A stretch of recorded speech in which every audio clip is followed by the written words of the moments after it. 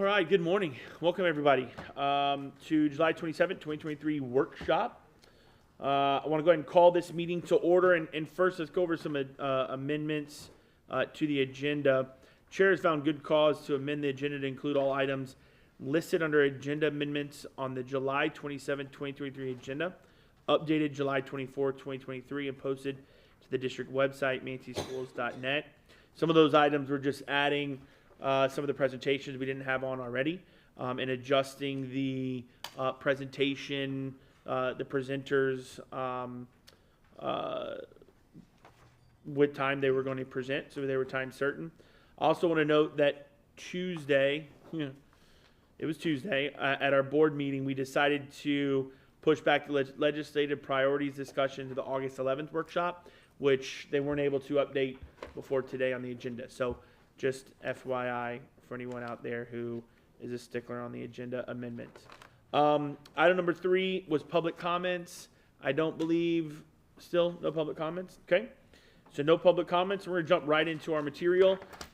First is team success. So I know there's several representatives here. So whoever's taking the podium first, come on up.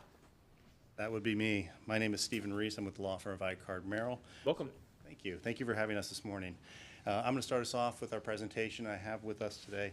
Well, as you all know, this is for the charter amendment to increase enrollment by adding the new South Campus. We have with us today representatives from Team Success, a school of excellence. Unfortunately, Dr. Douglas Colquitt was unable to attend with us, but Armando Villota and Edward Bailey are both here on behalf of Team Success. On behalf of the Sarasota Manatee Airport Authority, Mr. Piccolo is here in the audience. On our environmental and consulting and technology, we have Darren Stowe. Catherine McKee was working in the background, but Darren is here on behalf and can speak to any of the environmental concerns today. Melissa Arnold with the Arnold Law Firm is our charter school counsel. Lastly, Mr. William Finger with Finger, Nelson, and McGuire is our environmental counsel here today to help answer any questions. And as I said before, I'm with Icard Merrill here in Sarasota on behalf of Team Success. Summary of the request today is pursuant to Florida Statute 1002.3312A. We intend to expand to a second campus located at 8231 Lindbergh Court. Now there were some address changes as the permitting went through, so that's why you see 2 addresses noted there, but the correct address now in the Manatee County Public Records is 8231 Lindbergh Court. The plan is to serve middle and high school students at the South Campus and elementary students at the existing campus at 202 13th Avenue East, Bradenton, Florida. It is a high-performing charter school, and as such, Team Success is permitted to expand the enrollment to the capacity of its facilities, including new ones. Facilities and programs at the South Campus will benefit from involvement with the Airport Authority. So with that, I'm going to turn it over to Mr. Villota and Mr. Bailey, who are going to walk you through who is Team Success and a little history of why this new campus is necessary. Good morning, ladies and gentlemen. Like he said, my name is Armando Villota. I'm the Senior Principal and CEO for Team Success. And in this part of the presentation, I wanted to give everybody a brief history of Team Success and its accomplishments. But who better to give you that than, instead of me, one of our former students, who now is a colleague, Mr. Edward Bailey. Good morning. Good morning. My name is Ed Bailey, and today I'll be speaking to you about Team Success. But first, here's a brief history. In 1997, the Manatee County Sheriff's Office opened the Police Athletic League Academy Charter School. It had 100 students in its enrollment. In 1999, it had 200 students currently enrolling at the school. In 2009, the school separated from the Police Athletic League, and in June 2010, the Powell Academy Charter School changed its name to Team Success, a School of Excellence, in order to focus on students in grades kindergarten through 8th grade. At the time, it only had 210 students. Since the restructuring of the school in 2010, there's been a continuous improvement in the academic achievement at Team Success. The change in school climate also brought positive changes in student behavior. In 2012, Team Success received its very first A rating. I arrived to the school in 2015 and was immediately met by a school that cared for its students and listened. So much so that in 2017, when we asked for a soccer team, our school agreed if we could receive an A for that year. We did. In 2018, we received another A. Based on those results, Team Success was designated as a high-performing charter school pursuant to Section 1002.331 of the Florida statutes. And ever since then, Team Success has been the only high-performing Title I charter school in Manatee County. In 2019, we did it again and got another A, our third A in a row. We outperformed the state and the county in math, science, and civics. And in a school where English is a second language for most of our students, we see efficiency and ELA all 3 years leading up to the pandemic. In 2021 and in 2022, our students performed well enough to receive an A for both years. However, due to circumstances out of student control, we received a B. Those circumstances were addressed and fixed, and we are confident that we will receive an A for this school year. Now, in 2016, Team Success applied to the Manatee County School District to add grades 9 through 12 by adding 1 grade a year. 9th grade students were roaming the halls in 2017 when it was approved.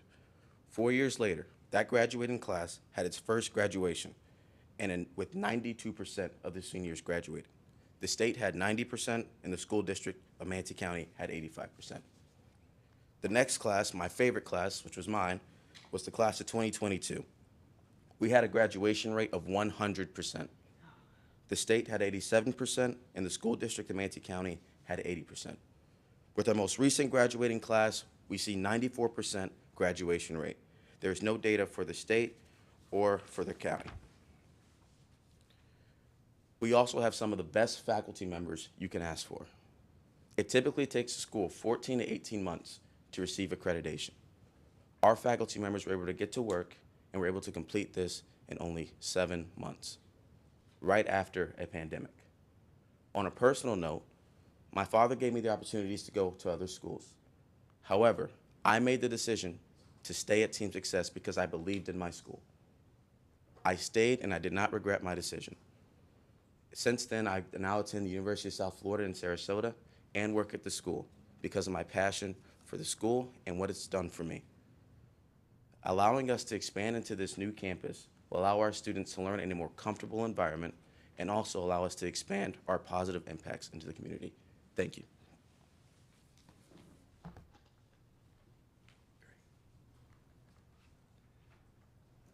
How do I move this forward? Is it the, okay, I couldn't see it. Yes, continuing with what Ed was able to tell you, a little bit of facts about the school. Since 2010, we have been able to increase enrollment steadily by 100, 150 students per year. During the 2022-2023 school year, Team Success was able to have 1,230 students.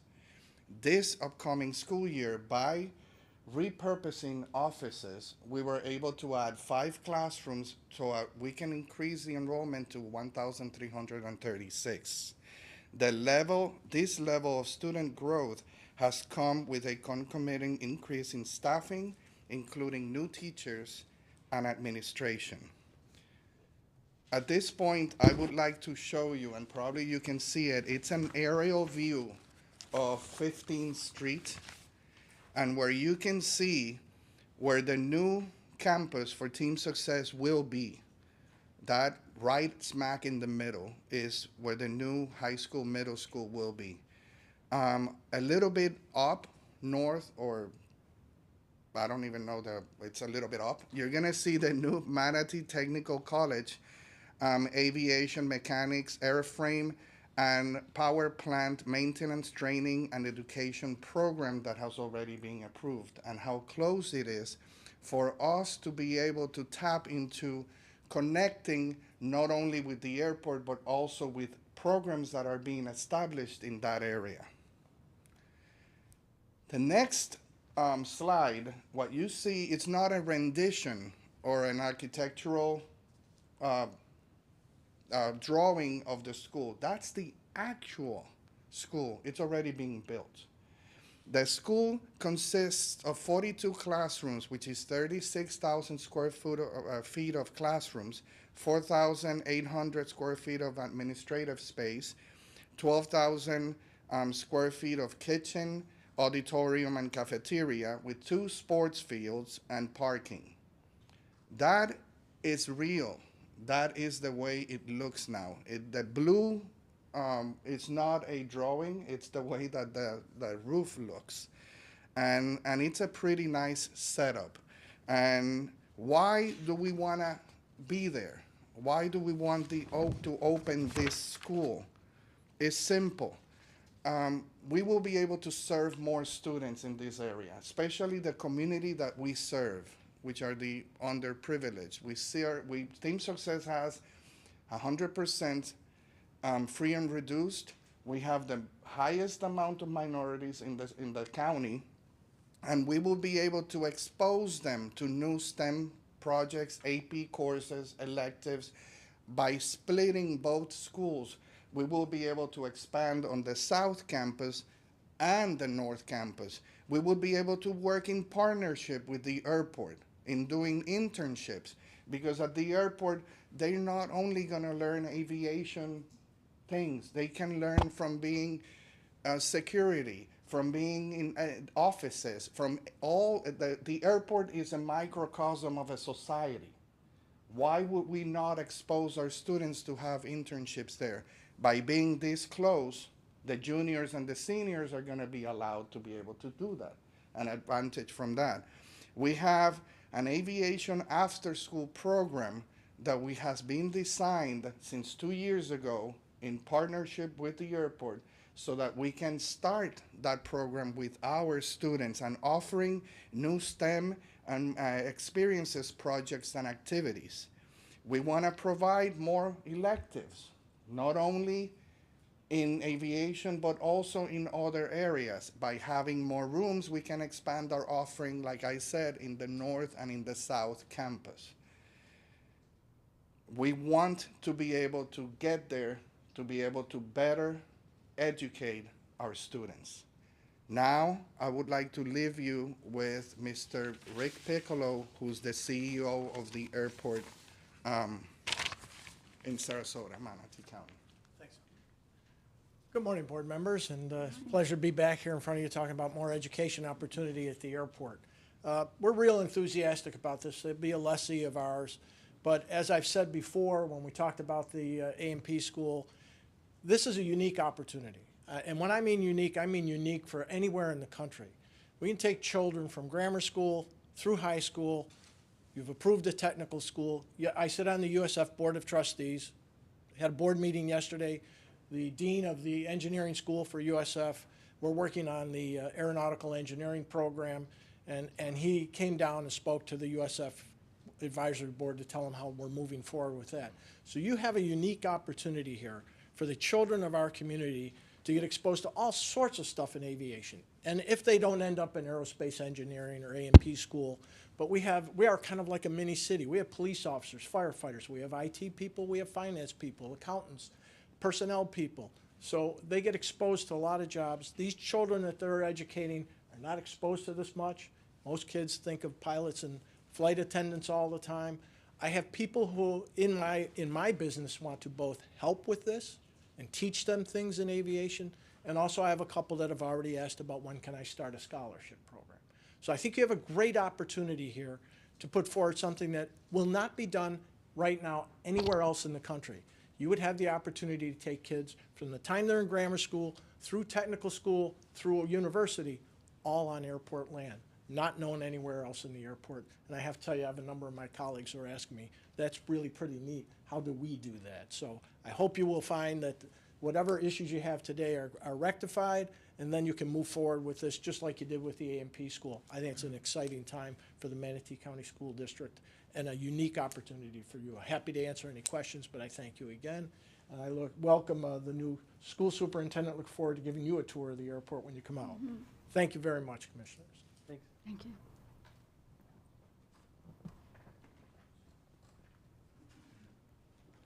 I'm going to go ahead and make the introduction to Mr. William Finger, who's going to go through and explain the environmental review and the extensive amount of review related to that over the last almost 2 years now. So, Mr. Finger, podium's yours. That one is, yep, okay, great. Good morning. Good morning. I'm Bill Finger. I am with the law firm of Finger, Nelson & McGuire in Jacksonville. and I've been practicing in the area of environmental law for 33 years, and I've handled hundreds, if not thousands, of contaminated sites and managed the cleanup of those sites. And what I'm here to do today is talk to you guys about what issues and challenges we faced at this facility and how we have resolved them to make it a safe environment for the children and the staff that are going to be there. As part of the due diligence activities, a phase 1 environmental site assessment was performed, and that phase 1 actually came up with no recognized environmental conditions. And what that means is they didn't see any real issues. That being said, the Manatee County School District did have some concerns, and they discussed those concerns with our environmental consultant, and we agreed that it was appropriate to do some additional investigation, and that's what we did. And so the additional investigation included the assessment of 6 different areas on the property, including the adjacent Chris-Craft facility, where no impacts were discovered, the on-site irrigation well, which was found to have no contaminants in it, and the former Sassman dump area, where no impacts were detected. There were 3 areas with limited environmental impacts. The hot drill area, which we've identified as soil sample number 1, had limited impacts of a certain petroleum compound called benzoate-pyrene, which is actually a component of asphalt. And you'll find it, if you sample a parking lot, you will find benzoate-pyrene that's in there. So it's a very common constituent, probably associated with some dumping that was done on the property in the past that has been cleaned up. However, there were some remnants of benzoate-pyrene in the soil in SS1. There was also a small hit of PFAS, which is a per- and polyfluoroalkyl compound. That compound is not yet regulated by the state of Florida. It will probably be regulated in the future, but at this point it's not. However, that's in the same area that the benzoate-pyrene was, and the compound was at a level that is considered actually safe for children to eat soil. It did exceed the leachability component, which the leachability component is impacts to groundwater, and I'll get to that in a second. But that area was one of the areas that was addressed, and I'll talk about that. The second area was the rail spur area, where some benzoate-pyrene was located, and the former debris area, which was where some asphalt was, is also some benzoate-pyrene. So we had 3 areas of benzoate-pyrene impacts that needed to be dealt with.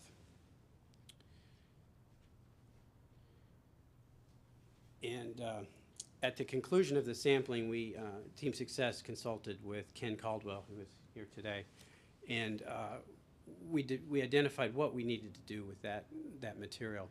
We chose to perform a de minimis source removal, which is very simply an excavation of that area. When you excavate that area, the 3 areas of impact, you excavate to clean margins. And the analogy that I like to use is when you go to a dermatologist and he finds something on your skin, he probably takes out more than is needed. And then they send that to a pathology lab, and the pathology lab analyzes it to make sure that they got everything that was suspect there. We did the same thing, but in the dirt. So we took samples and excavated the areas till we got clean margins. So all 3 areas of those areas were excavated to clean margins and replaced with clean soil. So the contamination that was there is now gone. The only remaining contamination that is on the site right now is PFAS, which is the per- and polyfluoroalkyl substances, which, like I said, is not yet regulated by the state of Florida.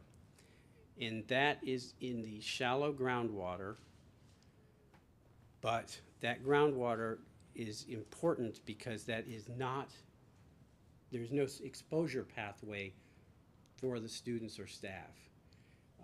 It's very likely a part of a bigger issue associated with the adjacent airport, which Mr. Piccolo can talk about. But that issue is not regulated by the state. I spoke with the state about that, and they said there's at this point it's not regulated, so they're not dealing with it. So that will likely need to be dealt with in the future, but because there is no exposure pathway, there's no risk to the students or staff. And like I said, the on-site irrigation well has been tested. It was designed to be a deep well, and so it will not pull from the same water source as a shallow source, so there is no exposure pathway through the irrigation well, so that well is clean. And let's see, like I said, the pathway of the impacted soils are all removed, and so they're all gone, so there are no impacted soils remaining on the property. We did this through the de minimis regulations of the Florida Department of Environmental Regulation, and I confirmed with John Sago at the Southwest District of the DEP that this was the appropriate mechanism to use for this facility, and he confirmed that. And so that's the regulatory mechanism that we used. That requires the source removal report to be maintained by Team Success for 5 years, and they will do so. But that's where we sit right now. Any questions? Thank you. Yeah. Does that conclude? I want to make sure. No. We Well, got a little bit more. what I want to do though is my assumption is that the majority of the questions are going to be probably about the environmental. We know Team Success, and so my assumption is going to be a lot of it's going to be asked about some of these environmental testing results, et cetera. Would be my assumption. So I don't know if this is a good time you want to do that now, or We can, and you want to finish and then do it. It's up to you all. You want to do? The order. You want to go ahead? Okay. Good morning, school board members, Dr. Wysong, staff. My name is Melissa Gross-Arnold, and I'm with the Arnold Law Firm, and my specialty is education law. I'm board certified in education law by the Florida Bar, and I'm here this morning, and I'm going to move our slides along just a tad here.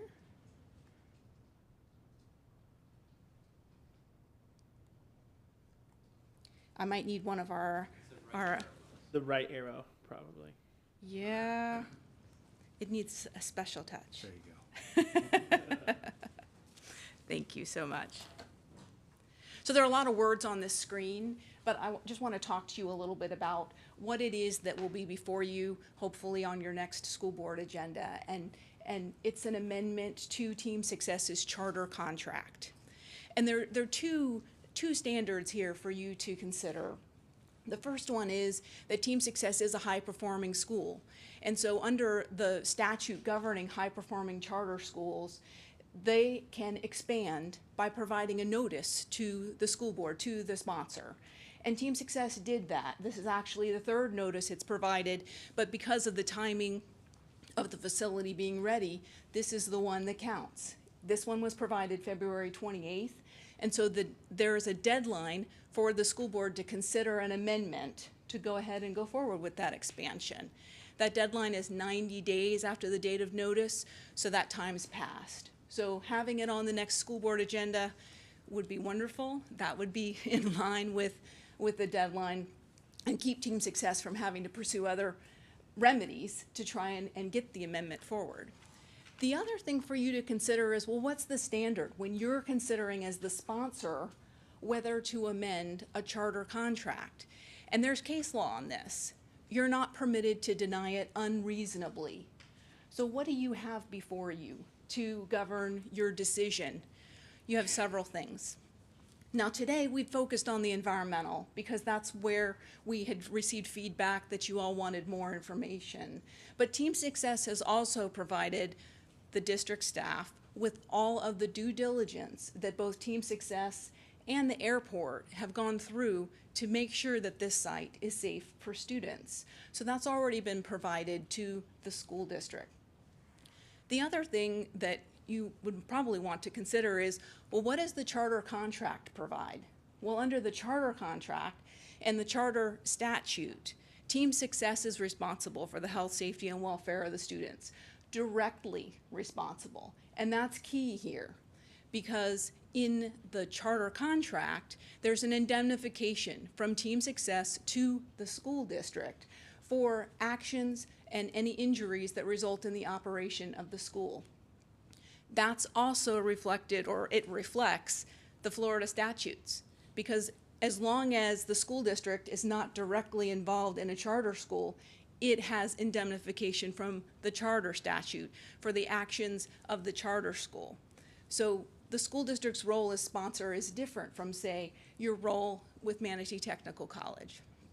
The sponsor's role is to make sure, did the school follow the law? And what we're hoping you see here today is, yes, they did. They went through the proper processes to remove the impacted soils. They did what was required by law with the Department of Environmental Protection, and they've also conducted all appropriate inquiry and due diligence required by law. So you have all that before you, and we would respectfully say you don't have a reasonable basis to deny an amendment. And we hope you agree with us, and that we can move forward with an approval of the amendment in August. Thank you. Thank you.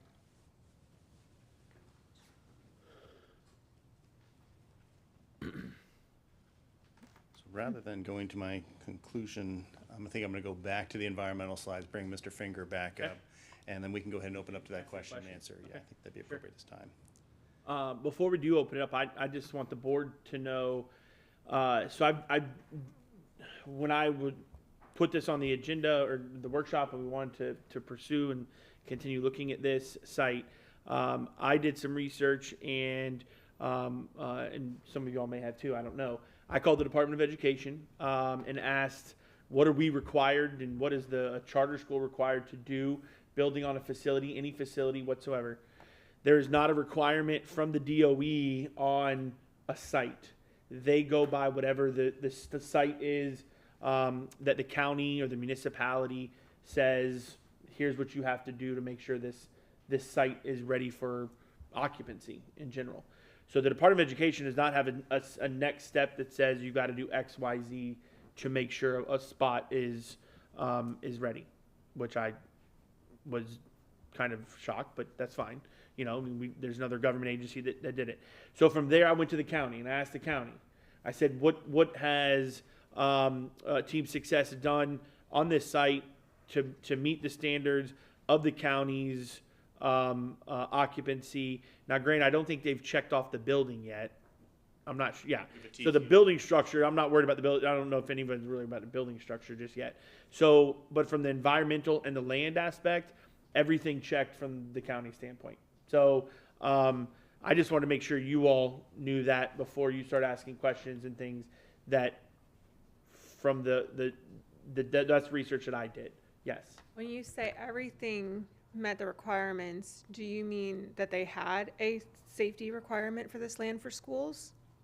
No, you mean the county or the Department of Yes, you Education? so said that the Department of Education Yep. says that it's up to the county's regulations, and Correct. then you said that they checked off everything for the county. So my question is, does the county have a land safety requirement for schools? It's not. No, they do not have a specific land safety for schools. I No. didn't think so. I just No. wanted to make sure. So, and they did their, in phase 1, et cetera. And, like I said, I can only relay what was said. I'm not, the scientist in the family, and my wife teaches 7th to 8th grade science.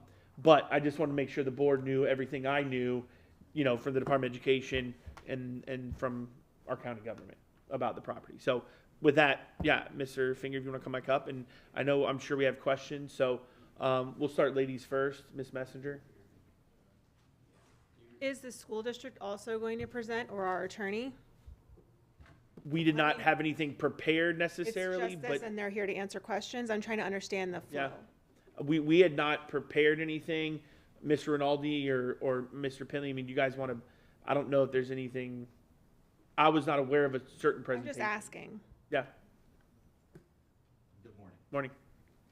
We do have our consultant here, which Yep. is Ken Caldwell. He's with GHD, and we asked him to prepare a short PowerPoint, Okay. but it may make more sense to allow Mr. Finger to continue and finish his information, and then we can have Mr. Caldwell present that. Okay. Perfect. Okay, well, some of my questions, I don't know if they're necessarily directed towards Anyone? this side or one side or the other side, or, you know what I mean? Like, they're just questions. This one, though, is a question of your certificate of occupancy, but I think you kind of said that they still don't have that. Do you have your certificate of occupancy from the county? We are hoping to have it today, tomorrow. It's literally a day away. Mike Dixon is here in the audience. He's on behalf of the construction side. They're checking off literally the last steps. So TCO is ready to be issued, and part of that is contingent on the school board also granting the charter so we can have a permanent certificate of occupancy. So the TCO is ready to be issued and will be momentarily in the next few days. Okay. It sounds as if there was some testing, and, you know, this is obviously not my field, right? My dad's a chemist, but that's not, you don't get that through your genes, so. It sounds as if there was some testing, and then there was some remediation, which you removed portions and then put it in with hopefully clean, as expected, clean fill dirt. Was there any additional testing done once that remediation was done? Yes. And Darren Stowe. Darren is with ECT, so his company supervised the remediation, actually the assessment and the remediation activity, so he is the best person to tell you exactly what they did. Okay. Good morning, Darren Stowe. I've been doing phase 1s and phase 2 since 1990, so I've been doing this for a long time, and remediation as well. So there were 3 areas. In one particular area, when we did additional assessment, we were able to find clean borders, and that's where we excavated to. So in that particular circumstance, we were done once that was excavated. And the other 2 circumstances, which were in the eastern portion of the property, we did initial excavation, took sidewall samples and bottom samples, were not clean, and we came back, and I think in one case we came back 1 time, and another time we came back, I think, 2 times. So we did excavate, and then eventually, when we got clean soil, we were done. And you mentioned something about, did you bring back clean soil? We actually had that soil tested. So the donor site was actually tested. We had those results, and so we know it was clean soil. So I think I would assume that, right? You're not going to pay all that money just to be like, oh, I don't know, this soil's kind of iffy. I don't think you do that. I totally understand. Like, well, there are many times that people don't actually test that soil. It's told to them that it is clean, but this time we actually tested it to make absolutely sure. okay. I had a question about the location and the spread of the testing that was done. Was it done in multiple locations across the entire site, or were the sites picked and choose on borders? How was that done? Okay, so we had the phase 1 done. We were very, very fortunate that ECT reviewed the phase 1 that was done by EAC. And that was an excellent choice it was to do that, for them to do the phase 1. And the reason I say that is they were very familiar with that area. They actually had information on adjacent sites and other sites that we would not have known, which would have been proprietary, which they brought into the phase 1. As Mr. Finger noted, there, in fact, were no recognized environmental conditions. They noted areas of concern, then walked their way through them in the phase 1 and said that no additional testing needed to be done. And then there was a technical memorandum from the school district that said we'd like to see some additional work. So we're not going to call it a phase 2 because a phase 2 is generated by the phase 1, but we did additional assessment. And those areas that were identified, so it was a combination of 2 things. The areas that were identified with their potential impact, and then where was the exposure? Where was the possibility of students coming into contact with those areas? So where you saw that one slide with the buildings, we didn't need to be underneath the buildings because there's no exposure there. So that's what led us to where we did the sampling. We put together a scope of work, very, very typical in this situation, presented that to Mr. Caldwell. We had some back and forth and eventually agreed on not only where, the depths, what was going to be analyzed for, where groundwater was going to, samples were going to be taken, where soil samples were going to be taken. So it was a number of different steps before we got to where exactly we were going to sample. Okay. The testing that was that done before the buildings were built or after? After the buildings were built, right. There was construction going on, but yes, it was after the building. Is that typical Yeah, yes. to do it after the buildings are there? Correct. Again, because, you know, we're dealing with the environment that was there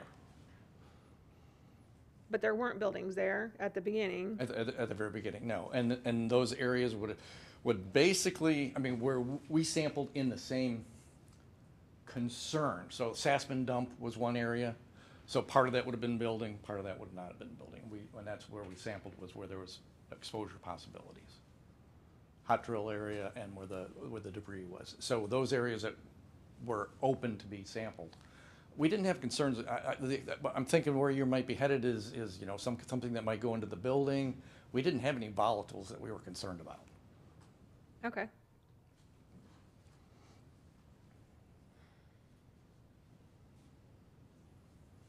I have a question, and this is not about the testing. It's really more of a legal question for our attorneys.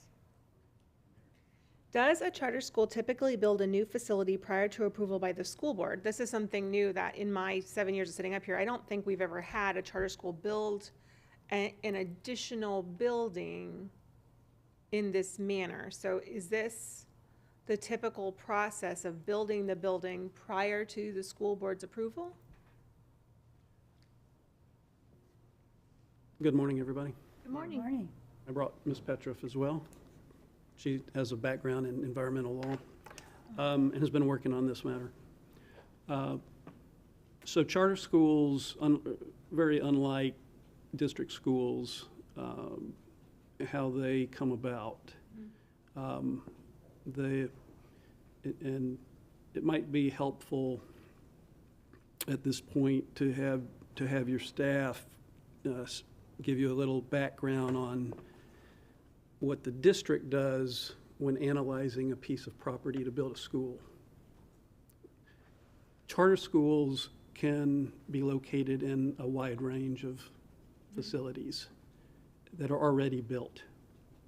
And you have seen that. They'll lease facilities. MSA used to be a bowling alley. Yeah. Sometimes they build things new.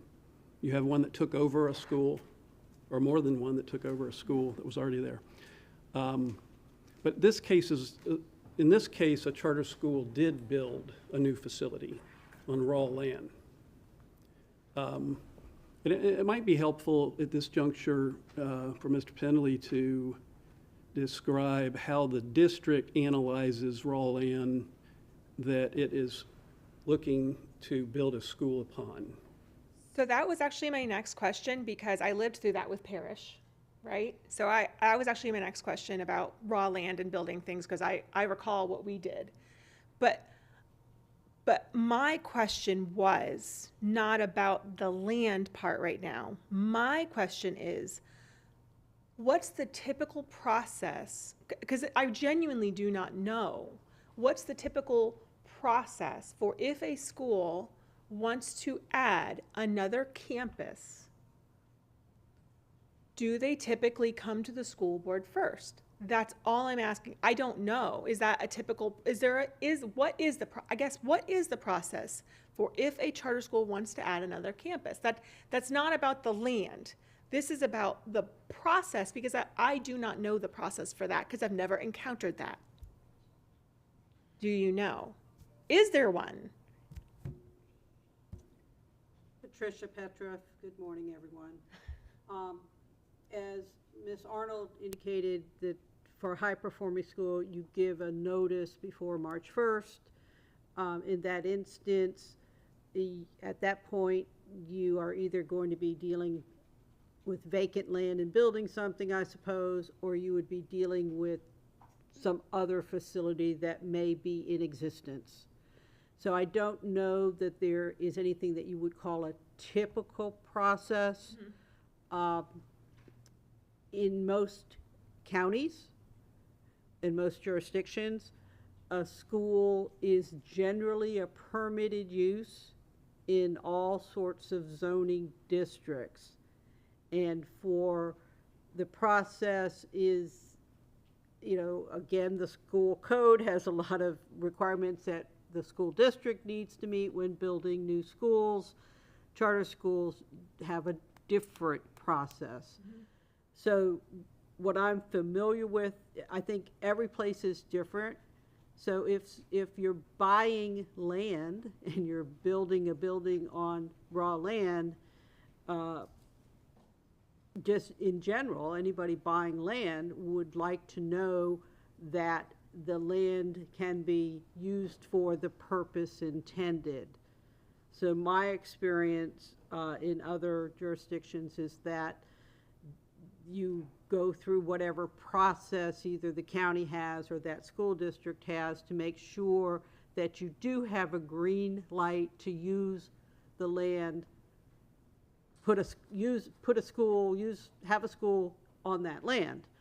I don't think I would say it's required, because as a high performance school, they do have a right to expand under the circumstances that are in place in the statute. So it is a bit of a conundrum, I think, in this instance.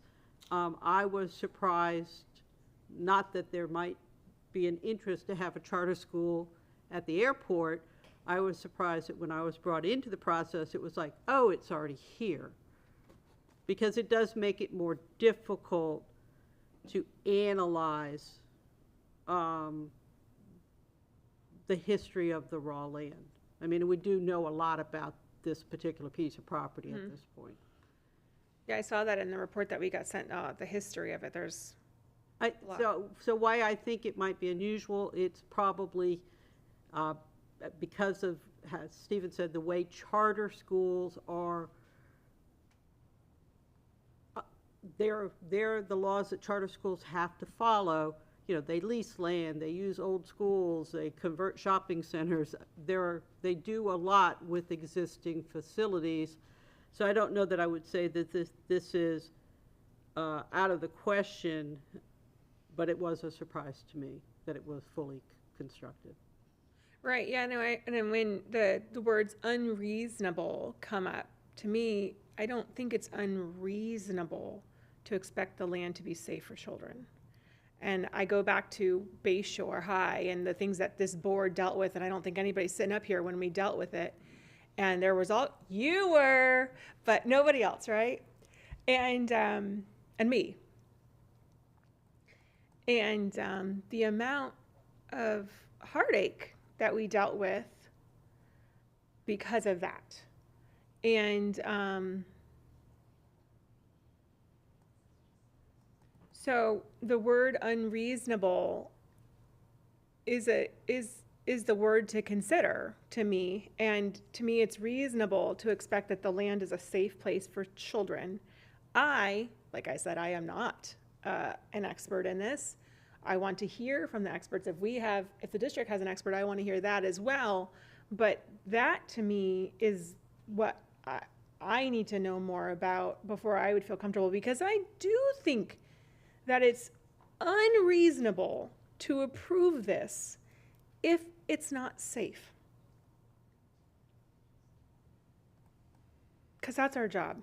Okay, we're indemnified. That doesn't mean that we won't have people 20 years from now, which is what happened at Bayshore, 20, 30 years from now, coming here to the school board that's sitting in these seats 20 or 30 years from now saying, you approved this. And now I have this cancer, now I have that cancer, now I have this, and I have that, and it's because of the school. And I'm not even saying that in Bayshore, they never found a linkage. It didn't change the community's feeling about it. And it didn't change the community's feeling about this board's actions at that time, even when the state said there's no linkage. And so for me, that weighs on me because, okay, we're indemnified, that's a legal word, but we are beholden to the community. We are here to represent them on behalf of students, and that means making sure this is safe and a healthy site. So that is all I want to hear about at this point is what else, and if there's other experts that can give us other feedback, I will take it. Whether the Florida Department of Education has building requirements, I know they don't have building requirements, but we have always been thorough in testing our land before we built on it. Before we built on it, I'm going to highlight those words, before we built on it.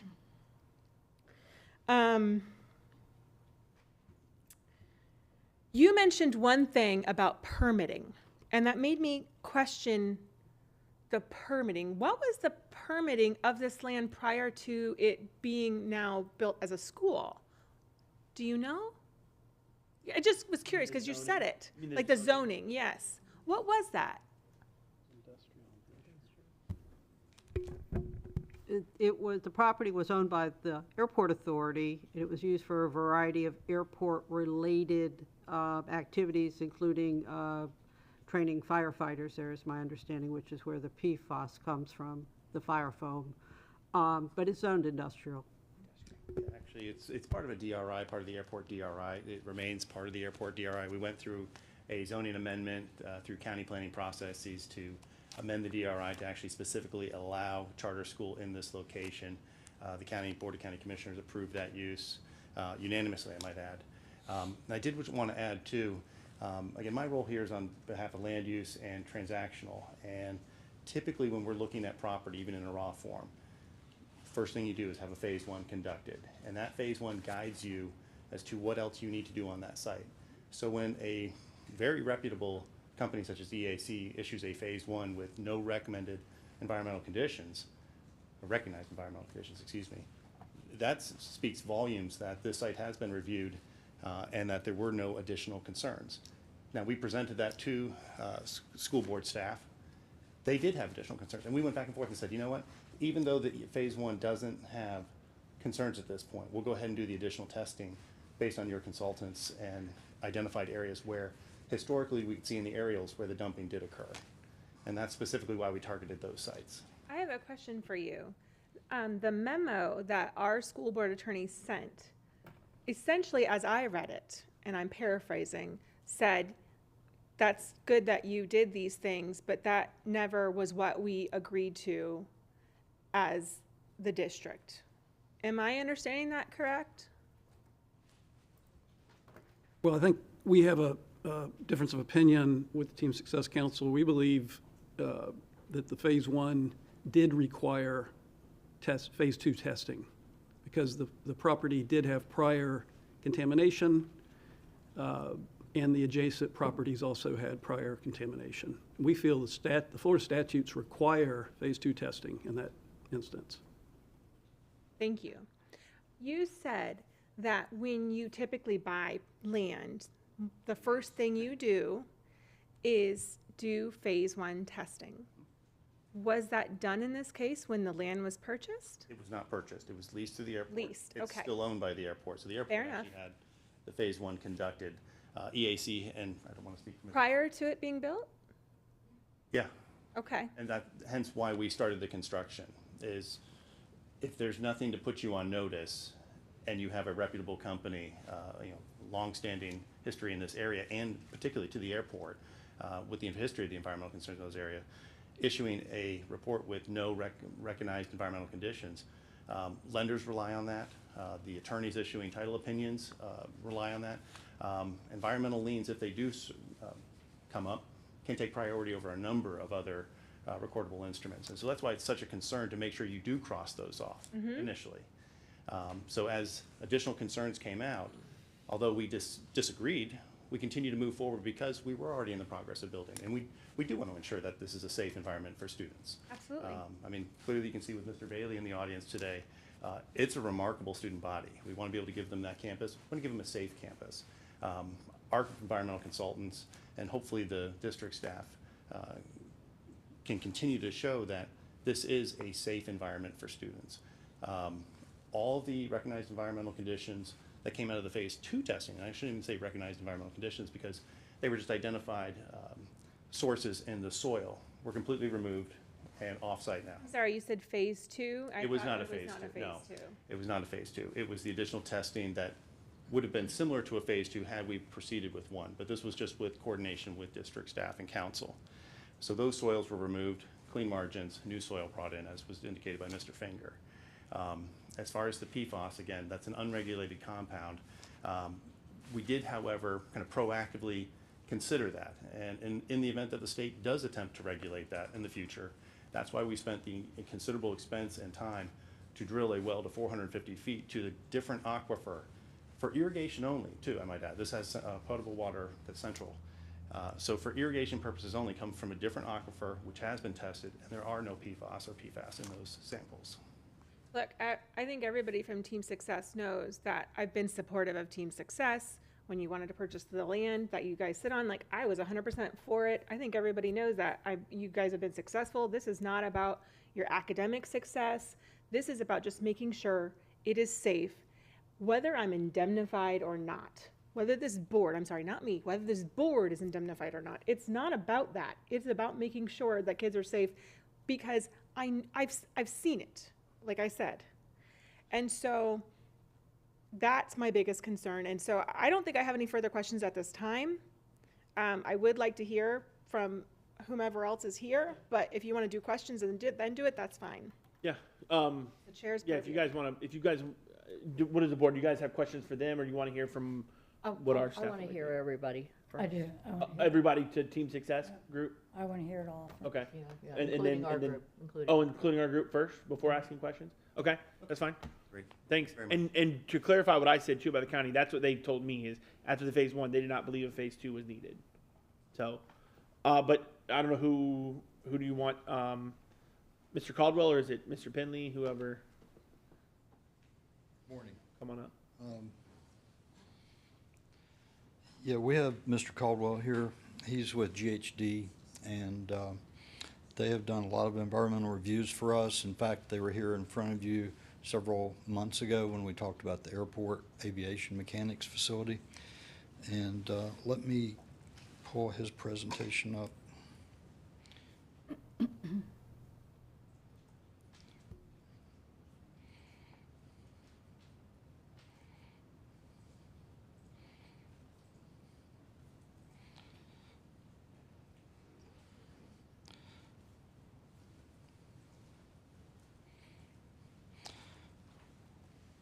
Okay, Ken, if you could come up and go through this, and then we'll have some concluding remarks, and happy to answer any questions that you have at that time. Thank you. Oh, and you did have a question. Since I'm here, I want to answer it. You said, what do we do when we purchase property? So we kind of use the belt and suspenders approach. So we obviously do a phase 1. But while we're doing the phase 1, we proceed with a limited phase 2. It's not a school board policy or anything. We just feel that that's a good practice. So the limited phase 2 is generally set up on a grid pattern or anything that looks unusual on the site, even though the phase 1 isn't necessarily pointing us in that direction. But we go poke holes around the site and do tests for a number of constituents. And then if the phase 1 comes back and says, we have a recognized environmental concern here, we will do additional testing. But we do more than what is required. You mentioned Bayshore High School, and it's funny that you did, because in the discussions that Steve Dye and I and Ken Caldwell and have had, is we don't want to put the board in a position similar to Bayshore High School, even though there's nothing there. It's the perception of the community. So it is a relevant conversation. But Ken, if you could come up and make a presentation. Thank you. Good morning, Ken Caldwell. Like Mr. Stowe, I've been doing this since 1990 in Florida. Actually was doing some oil business stuff before that. So I've I've kind of been around the block a little bit. I don't want to dwell on this slide, but what we did is we cherry-picked, frankly, out of multi-page ASTM standard, a couple things about what the purpose of a phase 1 and the purpose of a phase 2 is. And so there's a lot of discussion, a lot of great minds have worked on this. You've heard about the recognized environmental conditions. There's, there's a definition to it. But on the phase 2, just to kind of pull out, this is practice intended for use when a user desires to obtain sound, scientifically valid data concerning actual property conditions, whether or not such data related to property conditions previously identified as a rec or a data gap. So, a lot of people, it's logical that you start at phase 1 and then you go to phase 2, but they're really not intended to be coupled. You can do a phase 2 anytime you want. You can do a phase 2 when you don't even have a phase 1. So it really kind of comes down to what's your purpose. So again, you've heard that there was some work that was done. We were asked on behalf of the district to look at that, like we do for a property where they know no information. In this particular case, we had a lot of information. Yes, EAC, who works for the Airport Authority, had a lot of information, as Mr. Stowe said, and they looked at it. They came up with the conclusion that there were no recognized environmental conditions. Again, there's a definition, then there's an opinion by the environmental professional. Did that definition get met? And so obviously there can be difference of opinion. And so what we did is we were obviously working for the school district, so we put our kind of school district hat on, which is, okay, if we were looking at it, when we're looking at it for you, what might you be interested in? Because risks and risk tolerance obviously is different for many different, any different industry is going to have a set of different tolerances. So just very, very basically, and I don't know if you can see these real well, but these are the aerials that are out of the EAC report. And so what do we see? Well, here's the property is that polygon there. We see back in the 40s that there's an orange grove right up next to the property. Not on the property significantly, but next to the property. So we say, oh, okay, that's interesting. By 1950, and you see no airport by that point. That's 1940. Now it became a military training facility and whatnot. But this is how fast things happened. Obviously, back in 1940. I mean, I wasn't there, but nonetheless, by 1957, so we've jumped ahead. We have some airport, construction and features over to the left. Then we have, some interesting industrial, commercial properties down to the south. You see the kind of the wispy lines going over the eastern part of the property. That's the rail spurs. Then we get back into 1973, and by that point in time, the grove is turned into pasture. The airport has changed a little bit. The facilities down to the south, or the rail spurs are still there. Then we get to 2019, which is just the most recent one in that 2019 report.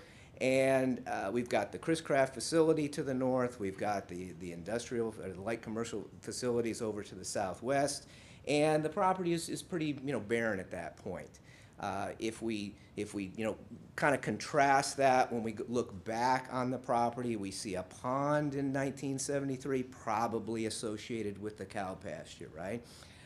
We see some patterns in the 1957 that look like, hey, there's maybe some movement of earth or something like that. In a typical report, we would look at things in between as much as we could. But just in looking at that, we said, hey, there's been a lot going on around the property and maybe a little bit on the property. So what might we be, thinking about as far as, the school district is concerned? So when we looked at it, we came up with the concerns, as has been mentioned here today, and we just said, hey, here's some things that you need to be thinking about. You might have some impacts on the property from an adjoining property, which is part of the phase 1 process. You've got the hot drill area we talked about, the Sassman dump, and the rail spurs. Frankly, in all honesty, the hot drill area and the dump was looked at by EAC. Reports were turned in to the Florida DEP. And the Florida DEP did say, based on the information that you gave us, we think it's okay. Now, that's significant, but it's also significant from the standpoint of when they said it, back in the 2000s and the 1990s, and what the property was at that time. It was airport authority property, and it was essentially, you know, excess property. It wasn't really being contemplated for, you know, a school use or a residential use, which is more conservative. Again, that's just something to think about. And then we also, in the discussion, then we found out, oh yeah, it's been built, and then there's been fill brought on the property. So that was a little bit, I don't know, problematic maybe, but then what happened was we just said, hey, wait a minute, you know, we got to make sure that when we're out there testing, that we're testing the you know, the land, the raw land to start with, and then we said, you know, well, what about the fill? And fortunately, Team Success, to their credit, they said, yeah, okay, fine, we'll just go ahead and, you know, we'll modify our testing scope. So again, one of the things, here it is right here, is a 2000 report on the left. You see some symbols which are monitor wells. So they did some soil sampling, they did some groundwater sampling. 2000 again. So what's happened since then? I mean, it's now 23 years later, and the PFAS that you're hearing about, even though it's obviously been around for a long time, it's called what's called an emerging contaminant. So the EPA is now studying it. They're in public comment. There's lawsuits. There's a lot of scientific discussion going on about what are we going to do about this? Because frankly, it's all over the place. We're all touching it. We're all wearing it. Well, many of us are wearing it. Okay, we're touching it when we go to fast food restaurants and stuff like that. So, you know, it's not some evil thing that's only lurking out in the closet. You know, you know, it's out there. So it's a big issue, and there's a lot of study going on. But nonetheless, the key point was that at that time, that particular constituent wasn't on the radar screen, and so that's why we kind of brought it to the attention of the school. We said, listen, there's not a lot we can say. We agree. It's unregulated right now. We agree with, you know, what they say, but something's coming, so we just need to be aware of what, you know, what it might be. The picture over there on the right-hand side, for me, I mean, it shows the Sassman dump, and it shows the rail spurs going down to the other property. So again, we looked at this. Again, it was an area that was looked at. Okay, and it was investigated, but again, we just said, hey, listen, we need to look at, you know, what was done, and do we need to think about it any differently because there's a school now instead of it just being, you know, kind of land over there. I'm sorry, before you go on to the next slide, these well testing, was that in 2000 or was that recent? No, that's a 2000 report. So they were looking at it back in the 90s, and then they closed it out. So again, they reported information, they reported investigation. You know, just to be fair, there's a letter from the DEP that says, okay, you monitored for these things, we don't see any trouble, okay, you're done. And when was the testing, the fire testing done? I mean, when did they do their drill out there? Okay, when you say they, meaning Team Success? No, fire department, you know. But 1980s is what it's So it was mentioned. before this. Yeah, we'll look at a different slide in a little bit. thanks. You can see here that this is a blown up aerial, kind of like the 2019. You know, by that point, the land was, you know, was not being used for anything. It was just grass and trees, and so they had to go back to old images. We'll look at it in a bit. Okay. We talked about they were wondering, hey, Chris Craft, I mean, it's an industrial facility. Hey, we know that there's been at least one spill event there. Hey, I guess they had a fire there or something. So we said, yeah, it's probably, you know, it's worth looking into. Frankly, it doesn't show up on the picture. There's a big, huge pond on the bottom. They test their boats there. I mean, which is it's pretty neat there. They drive the boats up and down. And that is significant. But again, we just had to say, hey, listen, that property was built on top of an old orange grove. They dug a pond. I mean, hey, maybe something got pushed around. So we just need to think about it. And then again, as it came out in the discussion, then it said, wait a minute, you put fill on the property, okay, like everywhere or what? And so this is a graphic that we were given that said basically, in order to, and I'm assuming it's to meet flood elevations and things like that, they had to, grade the site. So we've had this as kind of a working diagram. So again, not, without getting into the details again, because you've heard them, yes, in 2022, based on discussions, they went out and they did testing. They did find a few things, and then they went into, I call it site rehabilitation, site remediation, I mean, whatever you want to call it. Yes, they did go ahead and do that, on those soil areas. So here's the groundwater summary map. So if you'll remember, the hot drill area and the dump and the rail spurs are all over there on the eastern side of the property. And so this particular map is the title is approximate extent of PFOS, that's a kind of PFAS, PFOS, impacted groundwater. So sure enough, they did find it in 2 monitor wells. Yes, they're shallow. They're water table monitor wells. They're not deep wells. The irrigation well, as they mentioned, is 100 feet deep. The irrigation well's on the map, okay? 400 feet deep, so hundreds of feet deeper than what we're talking about, which is about at 7 feet, water table, 5-7 feet, depending upon, what time of year it is. The soil, yes, they had benzoate pyrene, as they talked about. They did have arsenic also. It was co-located. So you see a couple red dots here. Those are areas that it was identified the benzoate pyrene and the arsenic, and they did take those shallow soil areas out. The other one was the SS1, which is up there, up in the corner. But again, you see a lot of dots. This represents the testing, okay? So you see a lot of green dots over on the east side of the property, dump, rail spur, that type of thing, history. The hot drill is probably under a building right now. The area over to the west was a demolition area, which again was looked at, and they did some testing in, and the irrigation well is that's where they sited it. Then as far as again, you've heard PFAS, PFOS. I credit Mr. Finger because he could say the compound. I mean, it's a big, long word. I mean, and there's literally thousands of them.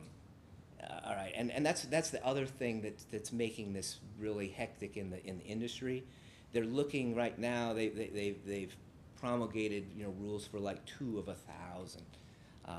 But anyway, so it was looked at in the soil in one spot because that was, I'm guessing it's because the closest, well, not I'm guessing, we talked about that. That was the closest that they could get with the construction to where the hot drill area we think was.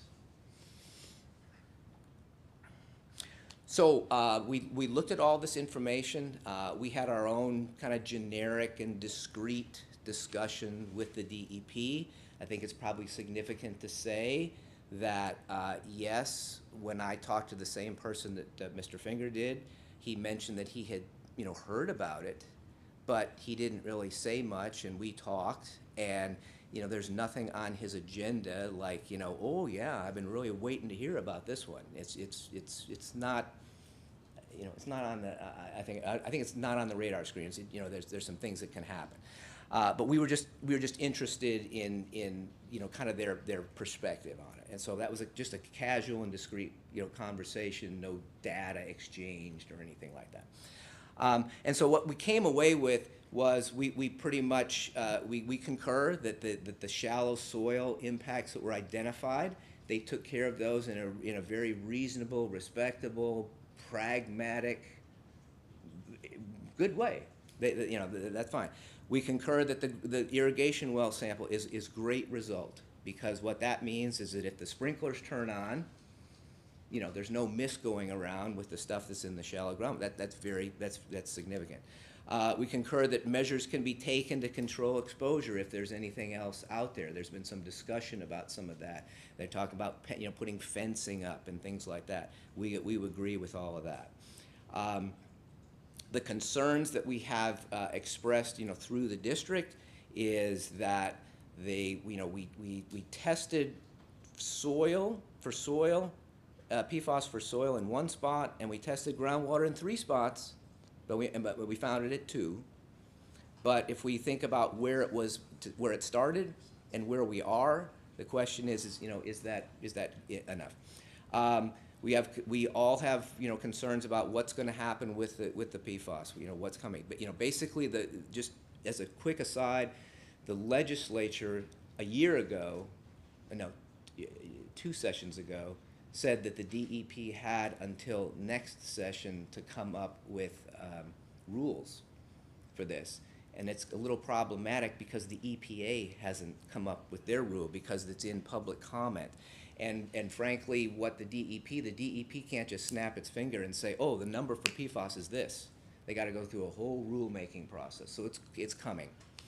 Quickly about the PFAS, I know we found it in our own site in a couple spots that, obviously it's not regulated, but we said, oh, this number seems higher than everywhere else. Is the sites where they did find that, is it relative to the same numbers that were found in our, like the site that we did? Yeah, Okay. we used the same. So it wasn't like astronomically more? One of the numbers, and again, it's you remember that discussion about that site about how we had a high number.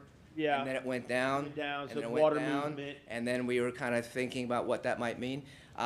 They have Team Success, the data generated is one point in time. One of their numbers is, about a factor of 10 higher than those were there. Another number is lower. Gotcha. Okay? But they could have done the same, like ours. They could test the It's same site a day later. Yeah. Water's movement. Yeah. And I can't remember the laboratory they used, but it's a reputable lab. I mean, we use them. We just didn't use it for that. Okay. So that's just something that's out there. And then the other thing that then we came back with was, well, frankly, we weren't expecting shallow soil issues because it's fill. And so when it came back, oh, there's shallow soil, it's like, well, that's not what we came out to start with. That's not what we started with. And so now, what does that mean? So again, for the hot drill area, not to belabor the point, here's a couple aerials. 1977, you can see down there in the upper corner that there's some scraping around, maybe some clearing of the ground. Again, we don't really have the information we have is it was not used until the 80s. The 1984 aerial photograph, again, it's kind of small, but back up there in the corner of the property, you see a little white area that might be a pad of some type that they would train on. Sometimes they would make containment areas where they would light fuel on fire. Sometimes they would put a pad. I don't do this for a living, so I hope Mr. Piccolo's not just turning over behind me here, because I don't know what they do. But nonetheless, that for that particular time, and then if we take that picture and then we kind of lay it over what that other map, that the map up at the top, that's kind of how that all matches up. So that's where we say, hey, we're in the area. But then when we get down to the to the current, we think, well, shoot, it looks like maybe there's a building over the top. We got close, and what's I guess again from the district standpoint. What's a concern is, if we would have found it in one spot, okay, but now that it's found in 2 spots, what does that mean? And then we've already talked. It's found. Are you talking about PFAS? The PFAS, yeah. Again, unregulated right now, as I stand here, unregulated. About the PFAS that you're finding. It was in dirt and in water? Yes, but, I'm sorry. No, I was going to say, I just want to make it clear that what we talked about with the site for MTC, it was not in the dirt. It was only in the water. And I just wanted to make sure that that was a really clear differentiation there. Sure. That was all. Yeah, but also just again to be thorough, as Mr. Finger pointed out, state of Florida has tiered, or what do I call it? They've got I'll call it tiered standards for soil. Water, there's only one. Okay? But soil, they look at residential, which a school or a daycare would actually fall into that category. It's the most conservative. And commercial for exposure. Are you touching it? Are you breathing it? Are you eating it? I heard somebody talk about the children eating the dirt, you know. And then they have leachability. Because of the groundwater in Florida, we have standards. So what they basically do is they back calculate, and they say if there's this much in the soil, will it leach into the water at a number that will be higher than the groundwater number? And it varies by compound, but in this particular case, the leaching number is much lower, orders of magnitude lower than the exposure getting it on your skin. Okay? All right. That was what the detection was. Mhm. It wasn't just. You haven't made clear that was the detect. It wasn't a direct exposure. No, it's not. That's what I'm trying to say. Yeah, I'm Right. sorry. You just So finished yeah, that thought. yeah. Okay, yes. So the flag on it is that it's a leachability exceedance, but it is not an exposure exceedance. Okay. Okay. Again. By orders of magnitude. Yeah, by orders of magnitude. You know, 1 point. Yeah. Okay. And so again, I've already mentioned, you know, we've got the fill and we've got a few dots and we've got some shallow soil. So that was, hey, wait a minute, we weren't expecting that. You know, what does that mean? What do we need to do? Do I just run with this mic here? Okay. Okay. I happen to have the PFAS test results here from MTC because I think it is germane to this conversation. Again, we had a workshop in May, and the school board determined that it was safe to be able to put our MTC aviation mechanics facility on the site. There were several monitoring wells on the site, and in the initial tests, which were done in July 8th and on September 9th of 22, we had 2 wells where the PFAS provisional cleanup target levels, which is 0.07, we had 2 wells that exceeded that. Subsequent testing showed that it was far below that value. So again, there's some transmissivity of the water, the groundwater. So basically, I guess you could say we tested our way out of it. And there's nothing on that site right now that says it's above the provisional cleanup target level standard. So a couple of conclusions here. You've heard a lot of information today from Team Success and their consultants and attorneys and from our staff and basically GHD. What I can tell you is that there's been a limited amount of testing on the site. Ken showed you the graphics. They only test in certain areas, but there's a high level of detections in those areas. Now, some of those detections were below the cleanup target levels, but some were above. So that's something that you should consider is should additional testing be done, and I'll get more into that in just a moment. We talked about PFAS, the fancy name perfluorooctane sulfonic acid. Okay, so it is not regulated right now, but you heard Ken Caldwell say that the state legislature 2 sessions ago adopted legislation that says it's going to be regulated. It's going to be regulated by DEP if EPA doesn't set the standards first. EPA's in the rulemaking. They've started rulemaking on this, and we don't know what those cleanup target levels will be. It's kind of bouncing back and forth. But to say that it's not important, I think is probably devaluing it, because you really have 3 kind of constituents. You have those that are clearly regulated on this side. So they test for those. If they find them, they clean them up. Team Success did this. They used the DEP standard protocols to test and remediate those sites. I don't think anybody's arguing that they did that the correct way. Then you have those compounds that are way over here that aren't regulated. Nobody cares about them, okay? The problem is that area in between, that gray area that's on the radar. And PFAS is on the radar. It's coming. There's already been lawsuits about it. Certainly will be a lot more. I think there's a lot of different entities paying attention to this.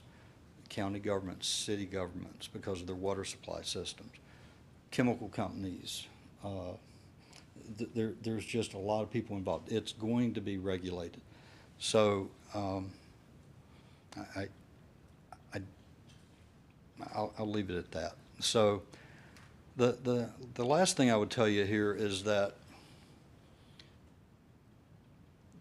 when the school district tests, we can control where we test. We can't control a third party and say, you got to go test here, here, here, and here.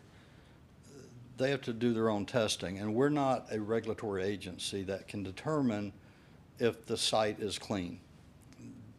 And we've recommended that they go to DEP and work with DEP, and that would make us feel much more comfortable if DEP was to issue a letter saying that they feel that the site is suitable for a school.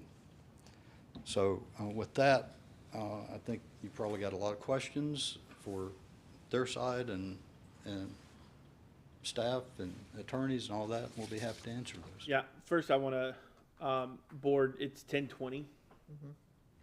You're not making it to the second one. Well, my concern is that, to be honest with you, the second one is a board item that, I think if the superintendent's not here, it's still up to us. Okay. So, and I hate to say this, I don't want to miss his presentation, but I don't think that it's not giving due diligence to Team Success and everything that's going on here to say, sorry, we got to move on. That's not right. And it's not, and I don't want Byron and your group and Mark, you guys are here, and I hate to sit and make you sit here and further, but I think what they're presenting is important too.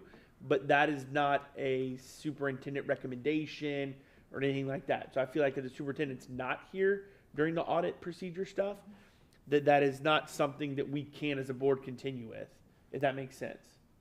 As long as he brings me back my lunch. That's fine too. Yeah, Box sure. that Bring we to bring go. back. Bring to go. My assumption. Where's it at? At the Kiwanis Hall. Okay. Players. Is it players? Okay. Yeah. Um. If I may. Yeah. I do know that they are expecting him to, if he didn't show up till noon, they would be okay with that. So like eating So- before or whatever. Okay. Right, or he can get the to-go box even at Okay. that. So I do know that. Okay. So but you have some flexibility, maybe. a little flexibility. Okay. It's 5 minutes away. I just don't think. So- I think both topics are important. I would rather us miss Yes. that and Me too. continue on than not. So And you would give them our apologies. yeah, of course. Okay. Thank you. So with that, we have all day. I'm kidding. I know some kind of do other stuff. So did you have any other further questions? I know I started with you. I want to go back to you now that you've heard some other stuff. Do you have any other further questions? I had a question for our attorney. You had stated that it is your legal opinion that a level 2 is required. Am I understanding you correctly? That's your opinion? Yes, it's right out of the statute. Okay. That goes with schools? What is that statute tied to? It's a school-related statute. Okay. And how does that get triggered? The phase 2, like where does that come from? How is that determined, I guess? Yeah. If a phase 1 comes back with results of some contamination, the statute requires a phase 2, but it also states in the statute that if there was prior evidence of contaminants on the property. Okay, yeah, that was my only other. prior to the phase one. That was my only other question. I really wanted to understand what he had said there. Thank you. Ms. Frey? Okay. I just want to get the history in my head here, how this all came about. Team Success was formerly PAL. They built this site with the approval of a board. That's the existing site. No. Okay. Not the school board. No. Their own Th- board, you mean? No. They came to us to get the charter. Am I correct? I mean, Oh, years according to ago, this, you mean? years ago. The history is kind of really messy. Yeah, that's what I that's don't what I'm know trying to get the timelines. I'm not, Relevant. and I don't, yeah, I was gonna say, Well- I'm not sure it. Well, it is- fits this conversation other than they went from PAL to now Team Success.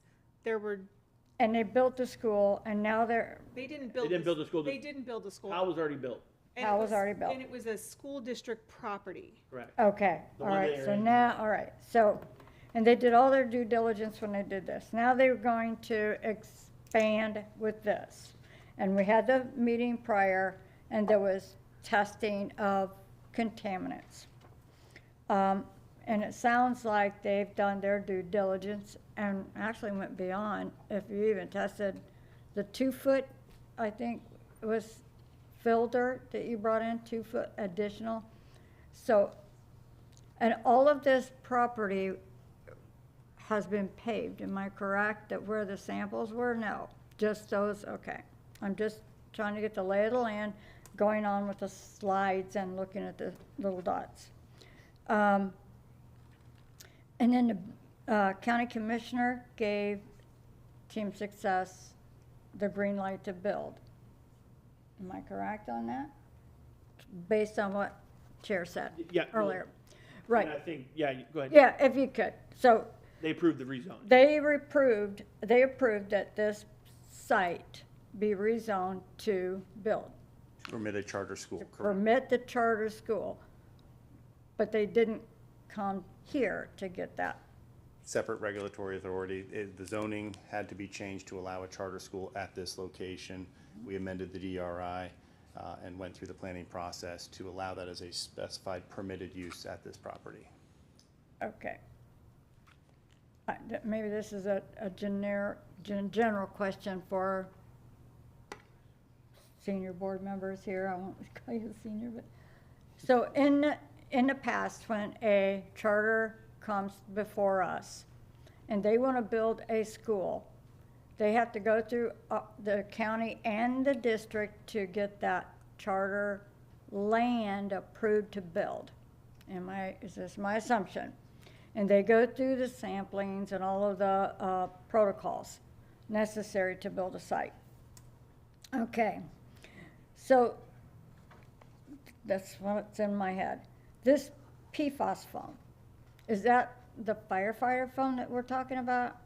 Okay, and this is the commercials we're seeing on the screen every day. Call this attorney if you've been exposed. I'm not an environmental attorney Right. or environmental consultant, but from what I understand, it's fairly It's- ubiquitous. It's in a lot of. Right, so this stuff was approved at some point in our lifetime. That it was a safe product to use.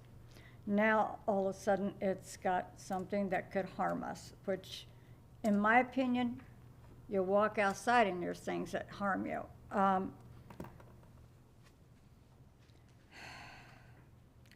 So we know that that's the only, the biggest concern we have is that one particular contaminant. I can't speak for the district, but Yeah, I don't want to get bogged down in this, but the school district, with all due respect to what they said, yes, it's going to be regulated by the DEP. But what that means in this particular scenario, we're talking about safety to children. right. There is no exposure.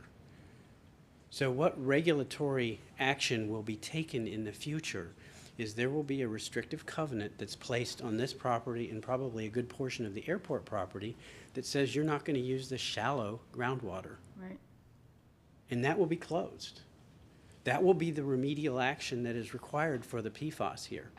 Because the PFAS has no exposure pathway to the students as long as they don't start drinking or messing with shallow groundwater.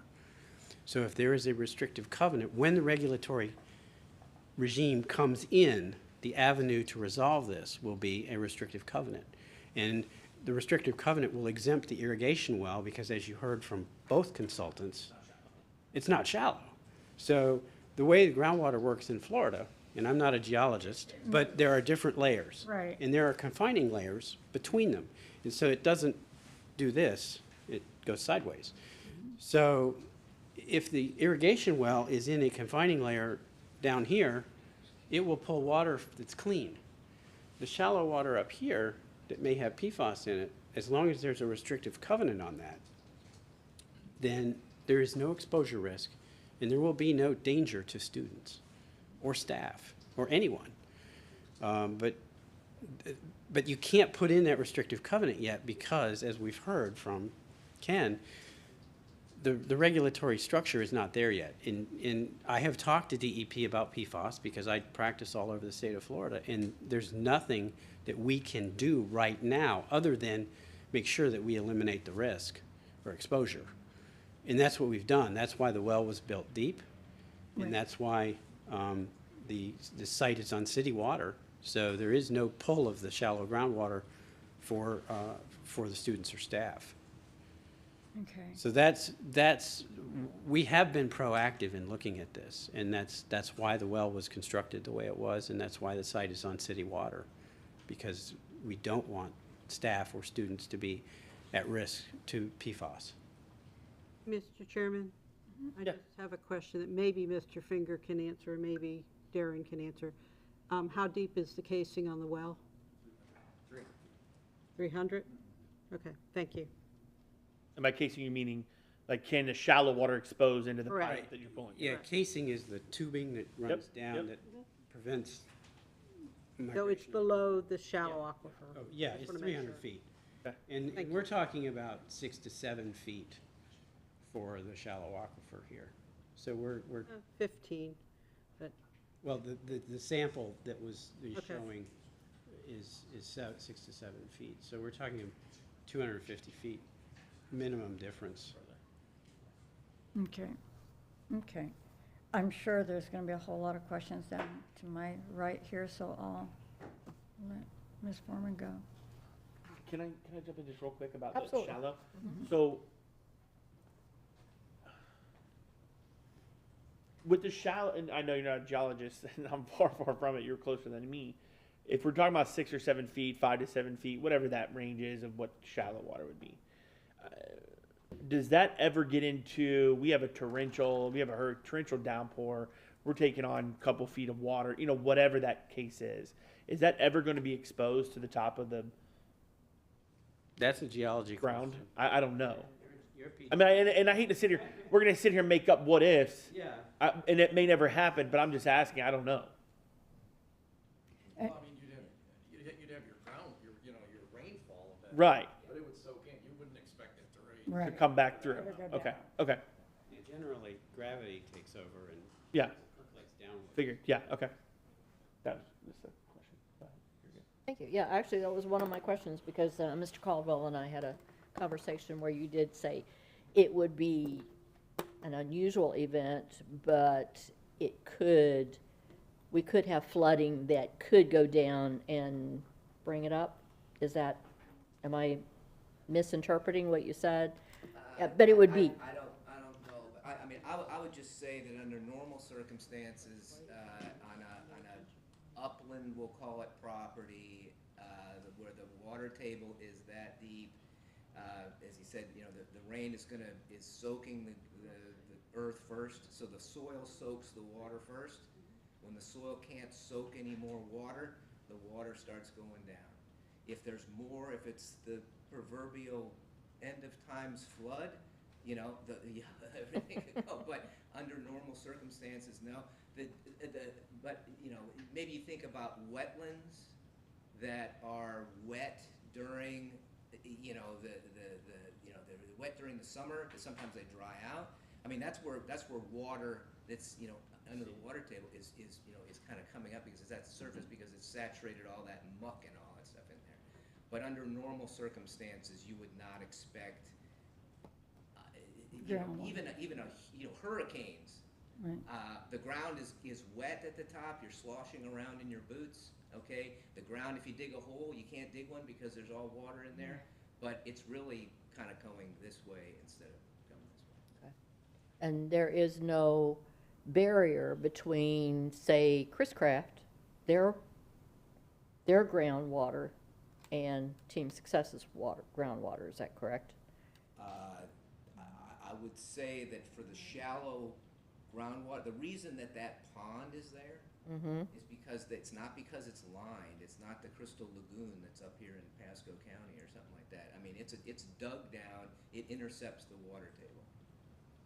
So just like any pond that's dug on any subdivision anywhere. So what? Would you mind coming to the I'm sorry. microphone? What we would surmise really is that ponds that are dug into the groundwater are what we would call a local sink or a local sink. Water is coming into those, and so so that pond would be almost a barrier from the water coming from Chris Craft. Let me just leave it at that. So locally, ponds will receive the water. They will, frankly, if it rains a lot, they will, you know, rise and then they will push water out. But in most cases, a pond like that would be considered a sink or a barrier between. But if there are contaminants in that pond, can that get into the air? Into the air? Yeah. Yes, if it's a volatile, but so yeah, but again, the way it would get in there is it would be dissolved in the groundwater. It would be under the ground. It would get into the surface water. It could try to find its way up. It would get diluted. By the time the little droplet came into the pond, it would start getting diluted, and by the time it kind of worked its way up to the top, I think it would be. Okay. There's not a lot of air monitoring going on at ponds, to be honest with you. As far as the Chris Craft property goes, right next door, it would be a concern. The Phase 1 test report had a copy of a letter from the DEP back in 2015 saying, well, okay, there's nothing that you have to do now, but if use of this property ever changed to residential, it's a whole new ballgame. Did you read that letter? I read it. I don't recall the detail that you're mentioning, but I do. I see letters like that all the time. Yes. Yeah. So it's like, okay, all right. There are other industrial properties around it. Are there concerns with any of those properties similar to Chris Craft, where they may have had? Okay, so concerns on the initial screening, I would say, yes. I mean, the Phase 1 identified all adjoining industrial properties, whether they had a regulatory history, whether they had an investigatory history. And we did not point Team Success to go test along the boundary of the southwest corner because of either the history that we saw or because of what we expected the water to be doing. Okay. So if you recall the graphic that had the hot drill, there were some lines on it. Those lines were suggesting that the water is moving this way, you know, would be moving from east to west. So if a property on the southwest corner, if the water is tending to move to the west, it's kind of going to the street, it wouldn't be coming this way. Chris Craft, just because it had a long boundary across the entire property, and because of the old agriculture, it was what kind of, well, we, you know, gee, I wonder if there's anything there. And we asked them to test for pesticides, which they did. We didn't find any pesticides on the property, target pesticides. Again, zillion things, but test one. Okay? In your professional opinion, should there be more sites tested? More locations More locations, tested? yes. But Mr. Penley made reference to there's limited testing. Yeah. Was it sufficient? Right. The testing that we asked for was to evaluate, yeah, the initial concerns that we had. That's pretty typical. Then if you find nothing, you have to decide, was your approach thorough or is it good, and you move on. There were some things found. There was some additional testing done in those localized areas, and they did proactively deal with them.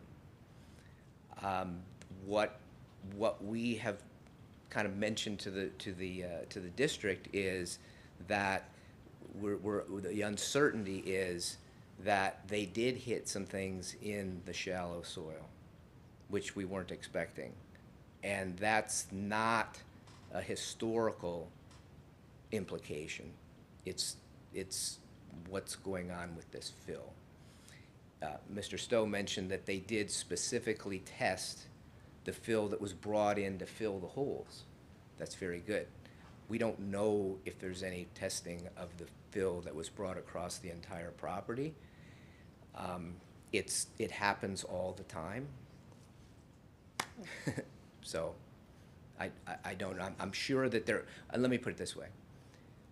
I don't know of any chemical testing. I am certain that there is DOT type testing on that fill that says that it's suitable to build on. I'm confident of that without even knowing it exists. I bet you it does. I would bet that it does. But chemical, I don't know of anything. Okay. So if the fill that came in was contaminated, it could be across the entire property as opposed to just these three sites? Well, you say could be, but there's been testing other than just the three places, right? After the fill? Of the fill, yeah. So the green dots show where the testing has taken place, and there were 3 places out of those 9 green dots that had trouble. A bunch of dots are over here, a couple dots are up here, and that's all we have so far. Okay.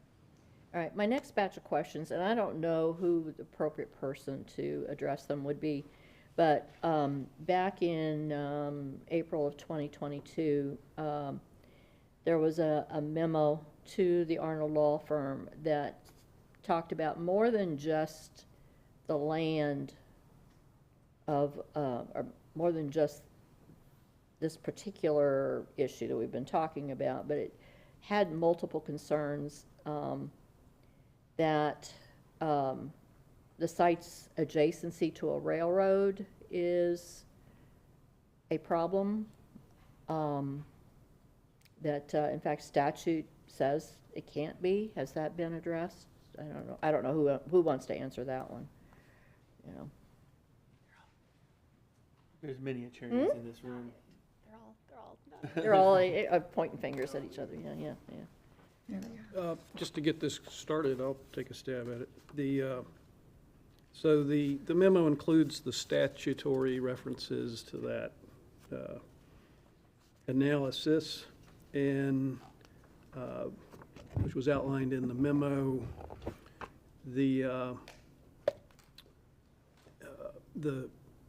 I know the district staff looked into each of those items.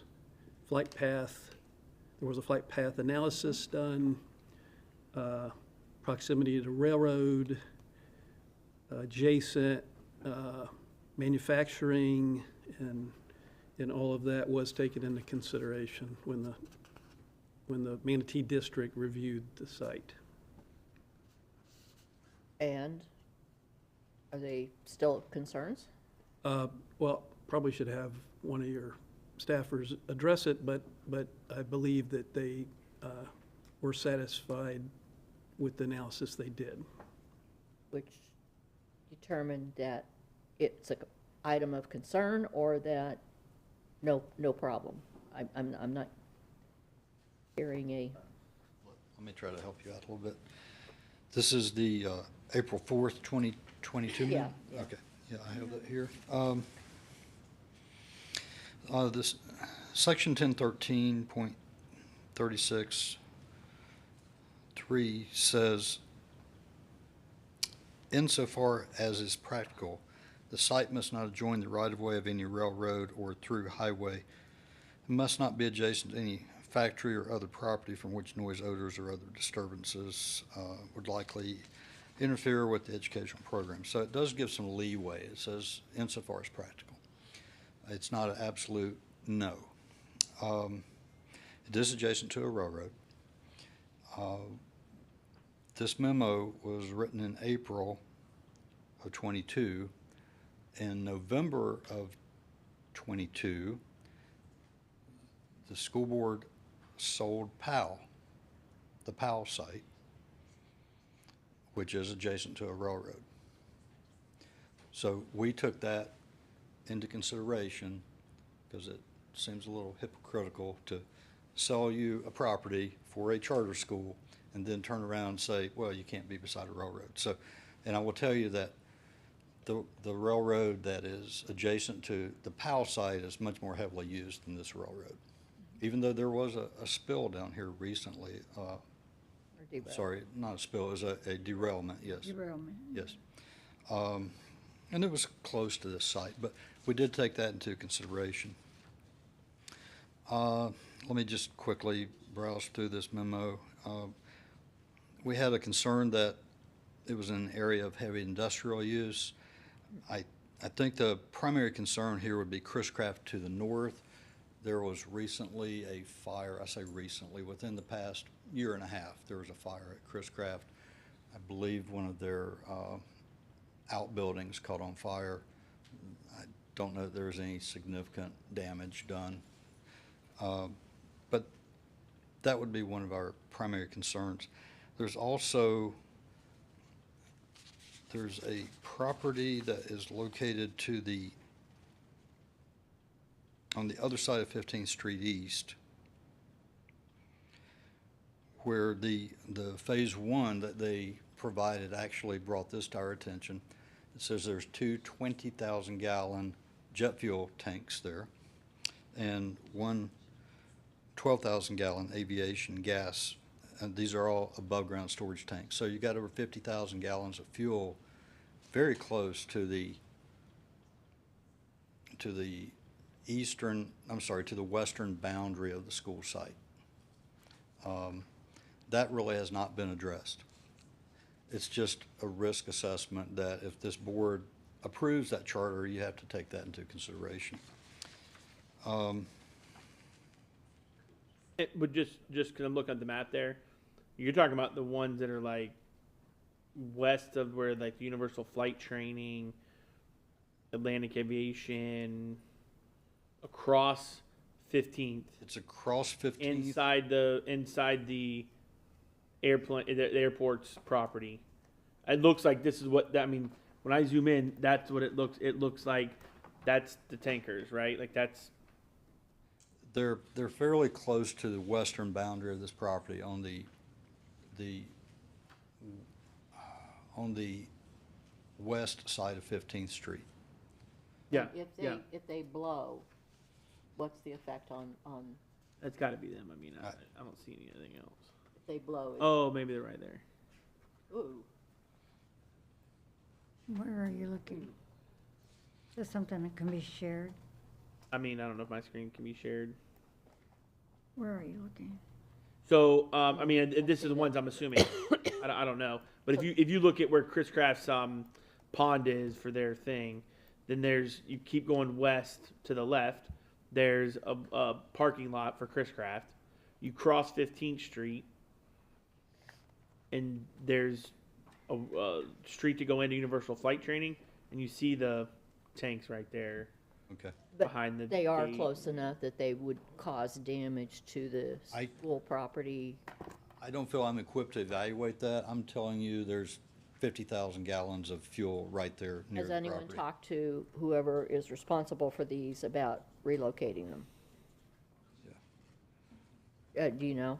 No, no. All right. And then finally, there was one other thing in here. What was that? Oh, the flight paths. We did look at flight paths from, I believe it was a 2-week period.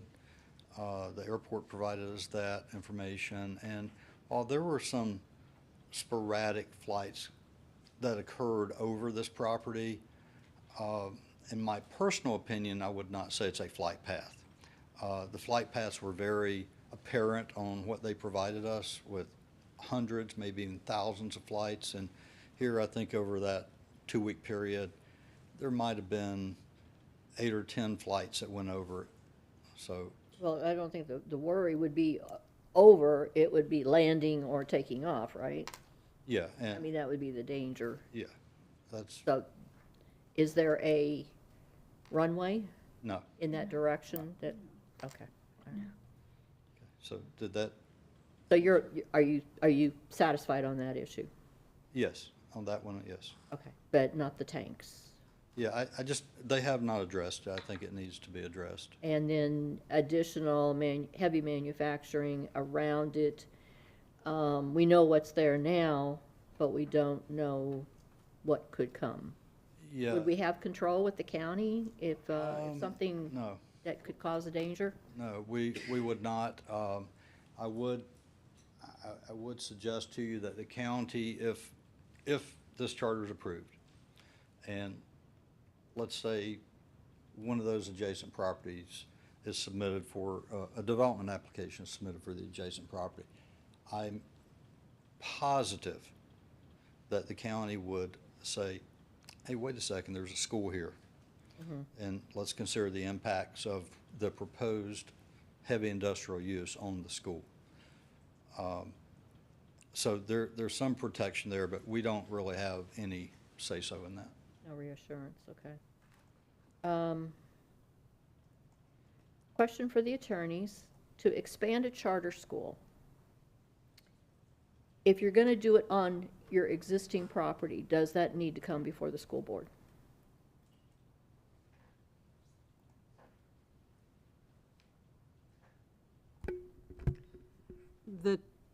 Generally, the charter agreements you have with your charter school specify up to a number of students, and it's generally the number that can be safely occupied in the space available. So I would say your charter school agreement would probably need to be amended, but it certainly should not be an issue if we're on the same site. So if they wanted to add another wing to the PAL school, if there was room available, then I think that would be a simple amendment. Okay, but regardless, they would, I it would be an have- amendment, and they would, Well, I haven't looked at the charter school agreement with Team Success at the present location, but all the ones that I have looked at in the past generally will say it's a K through 8 up to 650 students. So if they wanted to make that a K through 12 up to 1,200 students, they would need to come back and at least amend that paragraph there, and then they would need to tell you how they're going to do that in the space that they have, or tell you that they're going to build 10,000 additional square feet of space for additional classrooms. I'm gonna be ornery and say this, but to come to the school district for approval to amend the existing charter after the property's been built, after they have, for 2 years now, in their MD&A management discussion and analysis part of their audit report, they have said they they had amended the charter. I don't know if you guys are aware of that, but they're. Can you repeat that? Can you repeat that? In the audit reports, their financial audit, there's an area of management discussion and analysis, okay? And they state in there and this has been for the last 2 years, that they amended the charter with the Manatee County School District to allow this. First year, I could understand it being, but the fact that they've done it for 2 years, that, I see. So that yeah. they're saying they amended, not They- applied to amend or. right, they say that they amended it, and, I get what you're saying. yeah. I hate being in this position, because of, I got a question real quick too. Oh, they want to answer, I'm assuming, what Miss. you may not even be aware of it, but, I believe there is an amendment. Because they're a high-performing school, they're permitted to expand to the CO capacity. And so there was an amendment to the charter that says the limit that Ms. Petroff was speaking about is The existing site. Right, but it doesn't, the way the charter reads, it doesn't identify an existing site. So we'll definitely check the yeah, audit. I Right. can pull it up too, but, yeah. Right, yeah, but there was an amendment that. Or the existing site. Well, the 13,000 current square. charter contract doesn't specify the site. But it says that they have to provide they cannot go over the CO, the capacity. I have seen amendment for the capacity to be increased. I've seen that before, so maybe that's what they're referring to in the audit. And it would apply charter-wide as new sites also are added. Because it's a high-performing charter. And there is some history here, and if you'll indulge me, I can explain. This has not happened in a vacuum. This wasn't just team success, building on a site without any discussion with school district staff. This started 3 years ago, and team success tried to get an amendment, a high-performing amendment, worked with the prior superintendent. We could never come to an agreement to bring something before you as a school board. So this is not something that they're just now coming to you and asking now that the building is constructed. The charter statute dealing with high-performing schools was changed, and so now the way the statute is written, the high-performing school provides the notice and can go to the second site. In the past, when we first started the conversation with your prior superintendent, there was a requirement that the other site have a majority of the students. And so there was a conversation about that. That has changed. And so this site has been discussed with school district staff, maybe not Mr. Penley's side, but it's been discussed with school district staff for 3 years. So. I'm not following that train. So we don't need to be approving it? They No, don't ma'am. get our No, approval? ma'am. I didn't mean to imply that. It was just earlier you had expressed, Oh, why are you coming now that everything's well, constructed? I know that they were coming, and there were other issues, and those have been addressed, and, I get that. I've been following the history, for a few years now, so I do understand that. But to even start construction without having the district weigh in, the district be on board. To Ms. Petroff's point, that is what the charter schools do. They follow due diligence. That's common practice for commercial real estate. And in this case, there was a phase one. That's how the proceeds of bonds were, that's how that financing closed, was on the basis of that phase one report.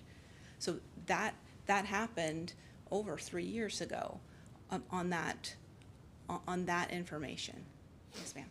Does Team Success want to weigh in on what they could possibly do about those fuel tanks? Well, I'm curious about where those are compared to the Manatee Technical College site. And we have a slide, and we can show that aerial. We can bring that back up and take a look. They're not as close as to our site as your site, but And they're I'll tell different you, clientele. I mean, I'll show you exactly where they are. I mean, to get to us, it's gonna have to go through like probably about 3 blocks. But I understand your point. Mr. Chair, I do know, Mr. Piccolo's not here, but I know there are plans for extensive renovation to SRQ. Even just down from this site, a viewing area is planned for landing and all of that. Yeah. So yeah, this picture So here, this so, picture, so if you look at where Right. your piece of property You have goes to blow out, it up, but it's it's like directly between that across the building. street from the corner, where that next building is, just north of that little building. That's where those tanks are. And the other thing to. Oh, you can, yeah, you can almost Yeah, see it. the other is that It's it like is. just across that. Right, and it's set, the buildings in this site are set back from 15th. Right. can you back up one? So second? it's- Let me see that again.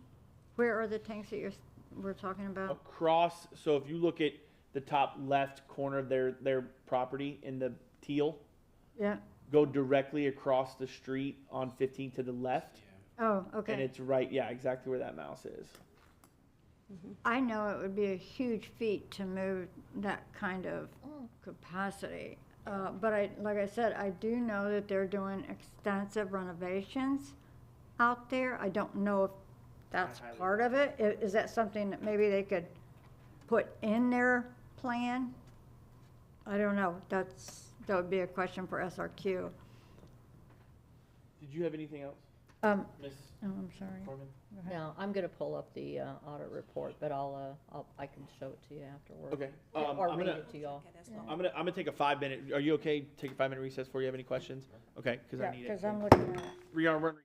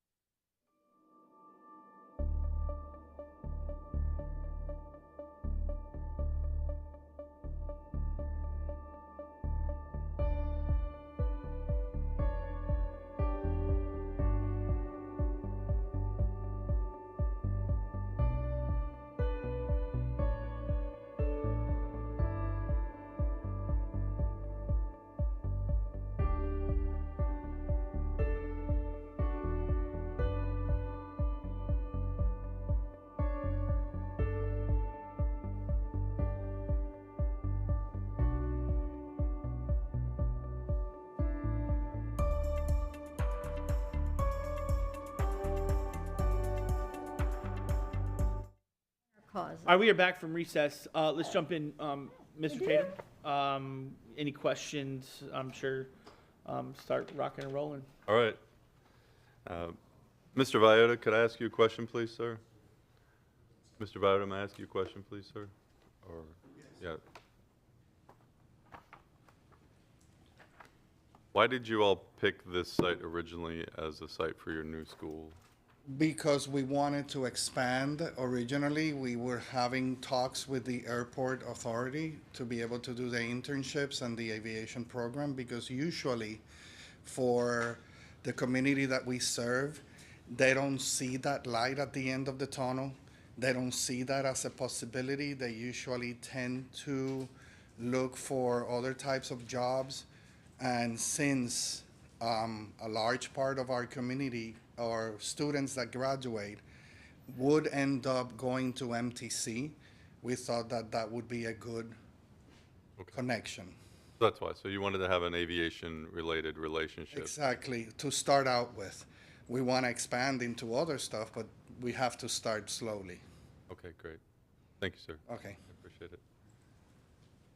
So, having lived on and worked around Air Force bases for 34 years of my life, literally, and been involved in aviation with airports as an airline pilot, I'm not really super concerned about microparticles of such and such agents being around.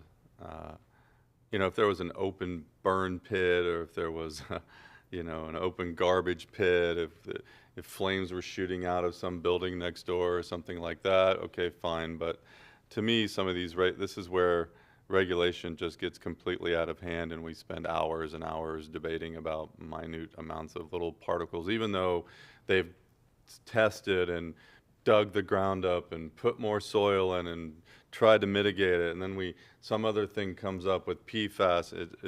I'm just not really concerned about all that. I mean, the students that are working at NTC with chemicals and in our automotive programs and our aviation programs, they're getting this stuff on their hands and they're breathing it all day, all the time. Just being around jet fuel in general, this is just out of hand regulation. But that being said, there are some laws apparently on the books that we have to think about. So the first question, maybe for Mr. Fingers, are you back in the room, sir?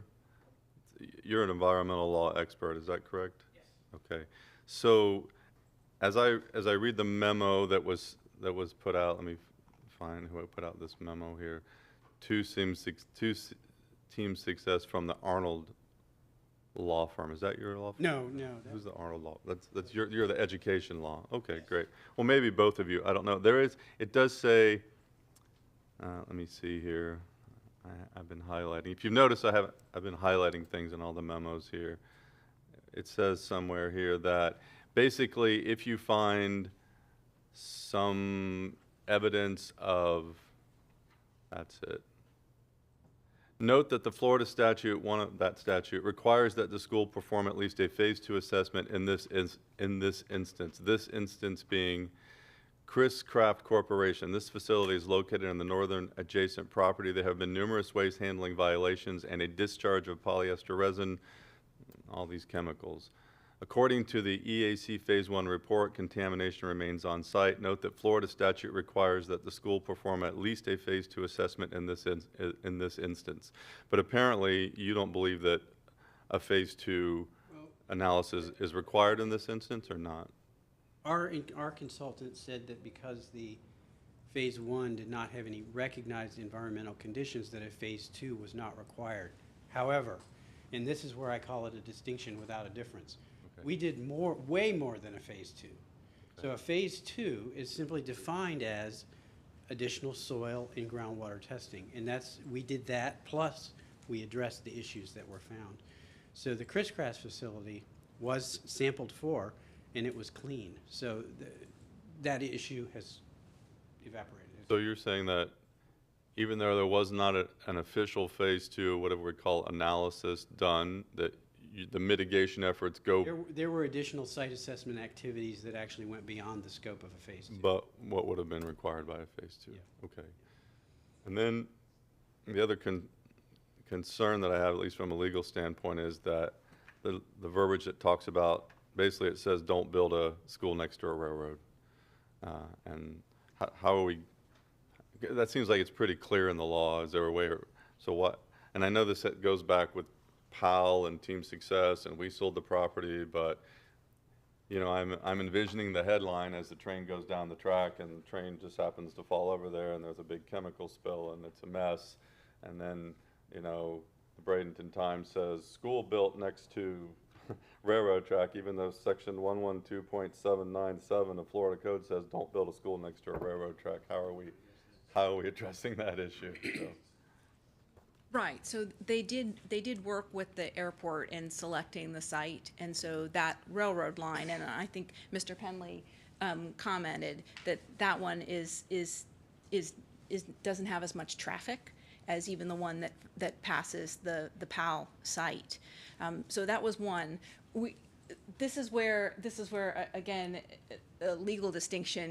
We respectfully disagree that statute applies to charter schools. And charter schools have additional flexibility on where they can be located. And we've had earlier conversations about where charter schools are located. You had a charter school start in this county in an ice skating rink. You know, it is the ultimate reuse of property of where charter schools are permitted to be located. So we don't think that statute applies, but the school team and in consultation with the airport believe that site is going to be consistent with a place that's safe for students. Okay, so it comes down to that distinction of whether or not the statute applies, in your mind at least. I'm a lawyer, so I start with that. But I also see the practical side of it, that there are other schools that are adjacent to railroads. That statute doesn't prohibit schools to be located next to railroads. And the county also looked at it when they did the rezoning and the DRI. When we talk about the development of regional impact for the airport, it's very specific. It also includes an amendment to their map.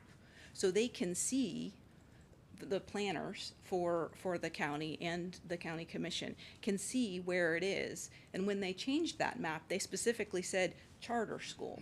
So it wasn't ambiguous about where it was in relation to the other improvements on the airport property. Okay, excuse me for looking away from you for a second. I was just finding the verbiage here in section 1013.36, parentheses 3.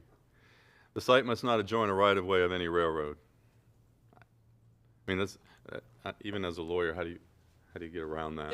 There's a continuation of that statute, I believe. I don't have it. It says, or through highway and must not be adjacent to any factory, other property from which noise, odors, or other disturbances, or at which conditions would be likely to interfere with the educational program. To the extent practicable, sites must be chosen which will provide safe access from neighborhoods to schools. I mean, playing devil's advocate a little bit, I do wonder why someone didn't know that statute and then said, okay, there's a railroad next to it. But who knows, maybe this statute wasn't in effect when that school was built, although when was the building built for this? Just within the last couple of years, right? It is, but that statute's in 1013. Yeah, okay. And so back, I'm a lawyer again. You are, yeah. And so Florida statutes relating to charter schools, there's a specific statute that relates to charter schools and charter school buildings, and that's a different statute than the one you just referenced. And so charter schools don't follow other statutes unless they specifically relate to the charter school or charter schools. So that's our basis for saying that statute doesn't apply. The team has looked at it, and just by definition, if they're going to be located on airport property, that was part of the purpose of the program, was to allow for those efficiencies and that collaboration. You're going to have adjacencies to some of the things that are on the airport property, like you experienced at the military I mean, I'm not bases. concerned about it. I'm just, again, I just see the train going down the track and the car full of benzene falls over and it floods the whole campus, and then someone says, well, statute right there says don't build, it's pretty clear, don't build a school by a railroad track. All right, then So- short answer from the lawyer is that statute doesn't That apply. statute doesn't apply. There you go. The charter schools. Charter schools, Okay. that's correct. And I've used this term before, but we call it in the military operational risk management, ORM, you know, what are the risks here and what are the benefits of having this school here? And in my mind, the benefits of having this aviation-related school here with the MTC campus that we're going to put there on the airport and the pipeline, so to speak, of skills and jobs and employment that could be had, to me, outweigh the minimal risks that are here. But there's always a risk here, and I can tell you, you know, being somewhat of an aviation expert, that if you're near an airport, anywhere within a couple miles of an airport, you could have, you know, an aircraft take off, make a turn, it loses an engine, a flock of birds goes through 2 engines, and it just plunges into the ground. It could go right into this school. It could go right into the terminals. It could go right into anywhere there. So could those tanks blow up? Yes. Could a train car fall over on that campus and spill a bunch of chemicals there? Yes. But a meteor could also come down and take out the school too, you know. So I will support it because, again, I think that in an operational risk assessment, the benefits of having this there outweigh the possible risks that are significant but highly unlikely. Let's put it that way. So, and then I guess if there's ever a lawsuit, some judge will get to decide whether or not don't put it by a railroad track didn't, you know, apply to charter schools or didn't apply to charter schools. So, yeah. So that's really all I have. I mean, the word that comes up is safetyism, is that we get into these long conversations about so many regulations and so many things that really inhibit what we're trying to accomplish here, is to get these students in a good program where there's a great future. I know in aviation and aerospace in Florida, there's a great future for it. I don't want to be flippant about their safety, but again, having worked on airports and Air Force bases for 34 years, there are schools on Air Force bases all over these Air Force bases all over the world, and Army bases and Navy bases, and you know, in our modern society that we have, there is just simply a risk that we are exposed to chemicals that maybe aren't good for us, but that's just the reality that we live in, and it's not like there are open burn pits or garbage dumps or anything next to this property, and it seems like extensive efforts have been made to minimize the risk. So that's all the questions I have, Mr. Chair. Thank you for your time. Thank you. So just some thoughts, and a lot of questions have already been asked that I would have asked. I've talked to several people with Team Success already about this, and I think that there is, my initial thought process was, why would you build a building without it being approved and ready to go from the school board stance?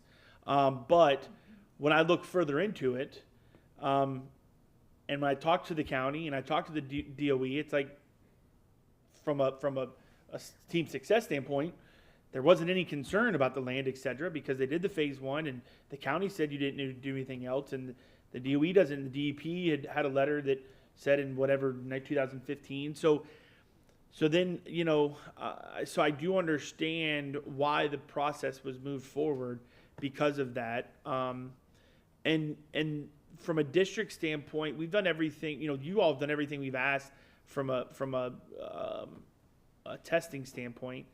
I guess we could always say, is any testing enough? Is 10 samples, 20 samples, 100? I don't know where you pick that line.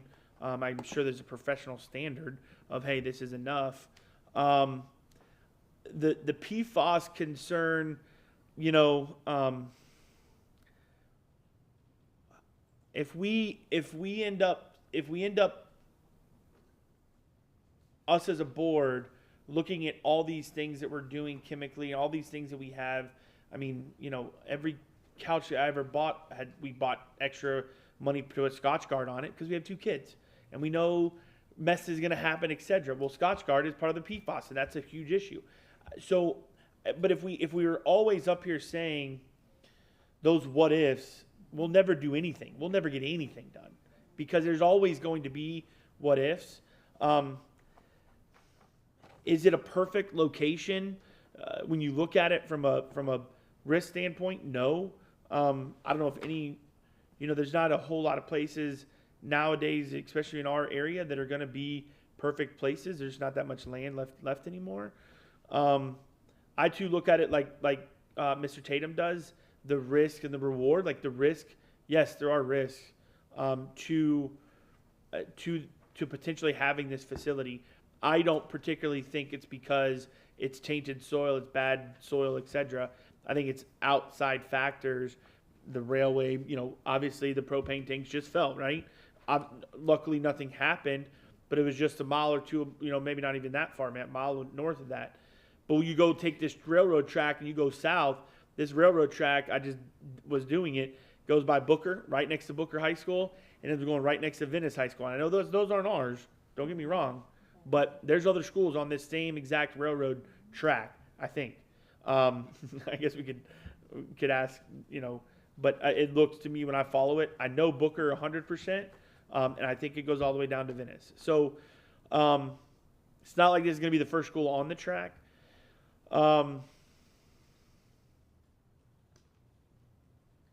I think that you could potentially, I know this is extra cost, and I don't want to necessarily, you could maybe do some, and maybe you can, I guess the experts could tell us, can you do anything to mitigate anything off of that trains, the railroad track of a car coming and spilling? Is there anything you could put up, a concrete wall just to that vicinity of where the building is? I don't want to add cost.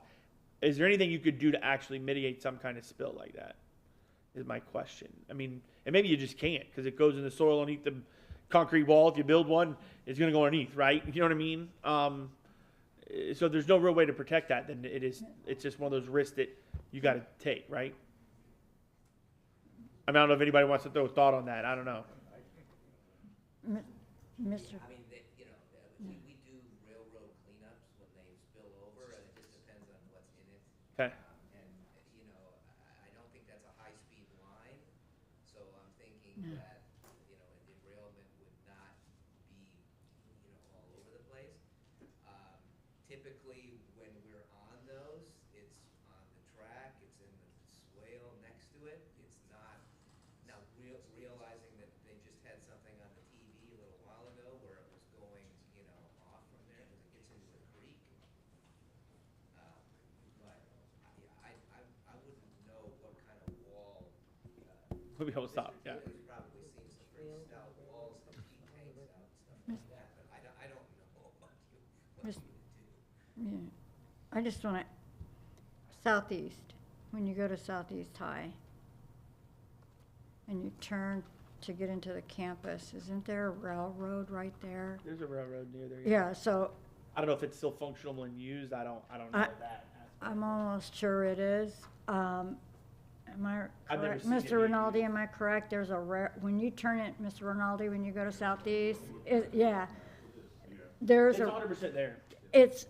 It's literally I just don't know if it's used. just as close, if not closer than that. Oh, it goes right next to the football field. Yeah, it's right next to the football field, so, Practice field.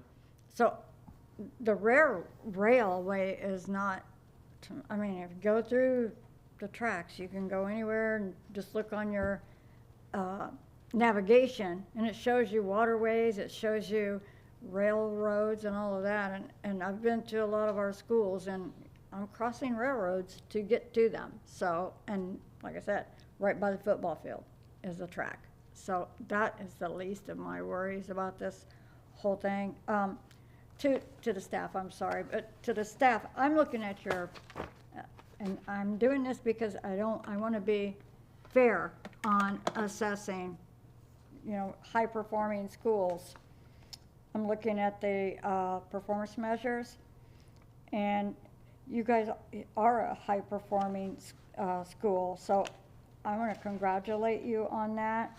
And I look at all of the stats. We get them, and I'm really glad to see that the math is exceptional. However, the reading is where probably we need to work on. What I'm seeing in the third grade reading is not as what I thought it would be. And this is just performance measuring from P 1, 2, and 3. Yes. That we get. Reading on third grade was at 24% with 136 students being, this is third grade. Only 24% being at level 5 or 3 or above. And then you're at 28% testing 90 students in fourth grade reading. So I'm just giving you words of encouragement to probably step up the reading level. No, there. we appreciate it. Yeah. Not as an excuse, but I do want to point out that our students are all second, English is a second language. Right. And that's what I took into Yeah, consideration. And if you look, the same students that we get in third grade at 29, Yeah. look at them in 10th grade. I did. Compare them I to went the on to same look amount. at, okay, wow, as You they see go what through, the they gains- jump. The and- gains from year to year in language arts are astonishing. It and math is. And everywhere else, but in language arts is where it's steady. Right. And it's because it's our Achilles heel. Mhm. It's that simple. And even all the way Hold on, I don't up want to into, get, hold on one second. I don't want to interrupt you. No. But we're not, I understand I we're think, not, I think but, you could do this offline, the conversation. no, I outside just of wanted to say, grading. right, I Yeah. just wanted No, I to know. commend you on that because I know this isn't, Right. but I look at that too, and That's you great. have to take that into consideration. If we're looking at what we're gonna do to, expand a school, I'm gonna look at your history. I'm gonna look at, we're looking at the ground history. We need to look at the results history as well, and that's what I look at.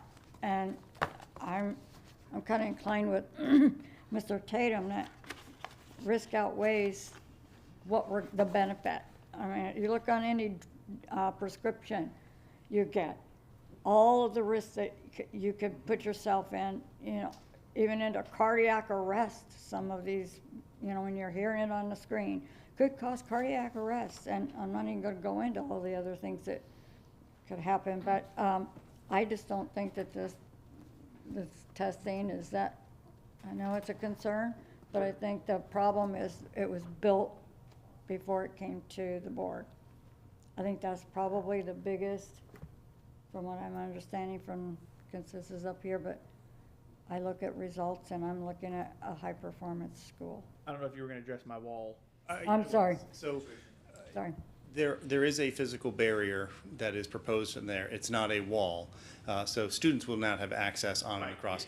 But to that point, I also wanted to add that every school in this county is on a public roadway or private roadway. And I would surmise that the risk associated with a fuel tanker truck collision is probably far greater than a tanker on a railroad ever occurring on this site. So to Mr. Tatum's point, there's that risk balance. I think the risk of the railroad is extremely low. Plus, we have the history of Team Success on their current location being able to monitor their students near probably one of the most active rail lines in Manatee County heading to Tropicana. So with that combined, they're, Agreed. so Yeah. just wanted to put that on. So just kind of finishing my thoughts, I don't think, the PFAS, to me, again, what's going to be next in 2 years that we're going to have to redo everything, I don't know. And let me make sure I understand this correctly. Because we didn't see like the actual data, the 0.01 whatever to the m,000th degree, whatever that was, and we saw our chart with MTC. But the numbers are relatively close, correct? Like where we thought we were high in those 2 times. I know we tested maybe more than they tested, but is the number is about the same. And if they would have tested maybe a week later, maybe that number's back down like we did. I guess that's my question. To make sure we're comparing, hey, ours was 0.007 or whatever. So I don't know if I should get it. I mean, their map has the numbers on it. Oh, did it? Yeah, but just in general, the well, I'm pretty sure this is right, I can't remember. The well that was closest, number 2, had the highest number, and number 3 had a lower number, I can't remember. Was it the map that you have? that you, when you I presented? don't think we have a copy of it. We don't have, we don't have. It's, don't have how the do, face. do I just flip through things here? How do I work this? That's the right arrow. Yep.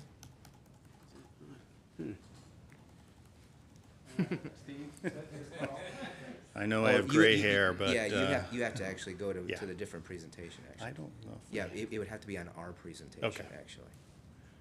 Let's skip down. Oh, it's not This on is this you. one, okay. You don't need young kids to do this for you, like I You do? should- oh, my son already handles my iPhone for me, so. Okay, so let's see. The other point, Ken, did you go back on NTC and put in, install wells, or were you still using, ours were temps. Yeah. Did you install wells, or did you also use temps? We had, gosh. Oh, there we go. Nope. All right. Escape. We used, I think we probably used what you would consider temp wells. They were GeoPro Yeah, wells GeoPro. installed. Okay. Yeah, they're push wells. Okay, so you Yeah. sampled them on more than one. Yes. Okay, I figured as much. Sorry about that. And I don't want to get into too technical a distinction here, but one of the things is that temporary monitoring wells, which is what we used here, are for screening purposes. And when we're talking about PFAS testing, you're not talking about parts per million. You're not talking about parts per billion. You're talking about parts per trillion. Right. Many labs in Florida aren't even equipped to sample for that yet because it's such a small number.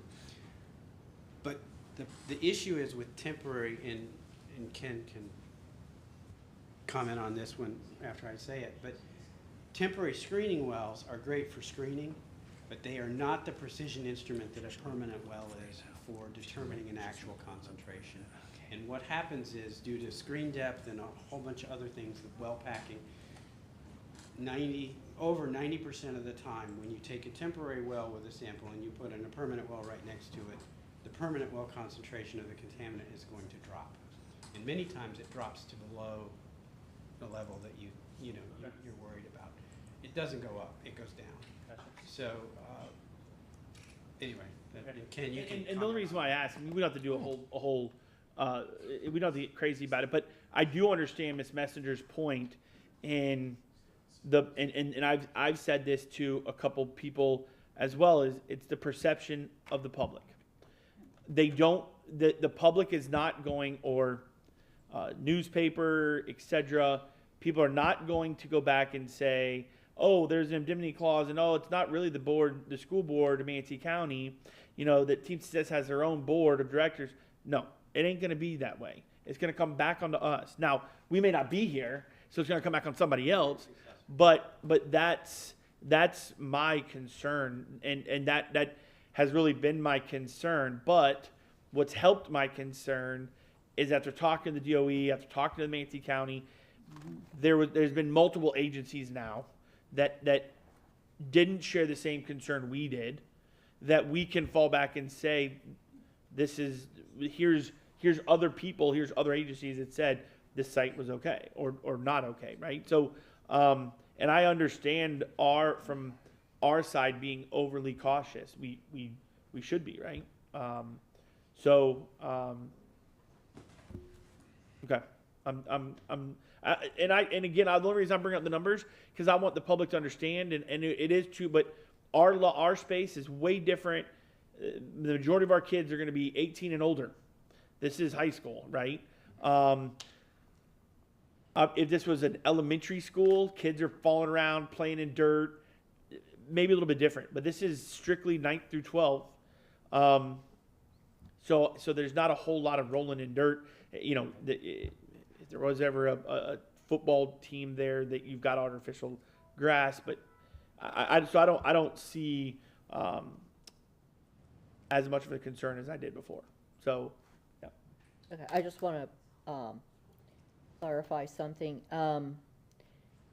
They came in to 3 spots and cleaned them out, and my understanding is that you believe that the source of the contamination is the fill, not What was, no, okay, all right. But the fill that came in, that is in other spots in that property, is that correct? I mean, someone came in with a truck, did they just put it in those 3 spots, or is it? So I was telling a funny story yesterday when I was out at the site early on. I was in a suit similar to this. It was a hot day, and I remember they were moving dirt around the site, and they had a machine that was actually sifting to remove some of the rocks so that they could reuse the existing dirt that was on site. And then fill was brought in to help level the site, which is typical. Dirt's expensive, so you try to use what you have available on site. Darren will speak to the testing locations, but initially we did think there may be some contamination in the fill or the truck itself, because benzopyrene is so readily available in asphalt, and a lot of trucks maybe on asphalt type roads. But it was when we looked back at the historic aerials and the dumping that occurred from the airport that specifically asphalt had been dumped in about those locations or deposited on the surface. And as Mr. Finger indicated earlier, just tracking across an asphalt parking lot will lead to very high levels of benzopyrene on the bottom of your shoes. And so that's sitting there on that portion of the site. And that's partially what led to those specific sites being identified in that grid pattern, of which 3 did highlight for contamination. Does Team Success have a problem with, would they object to having more testing done, different, spread it out and have our people involved in where that testing is? I think that's what we've already done. Not according to the memo, March 10th, 2023. It's,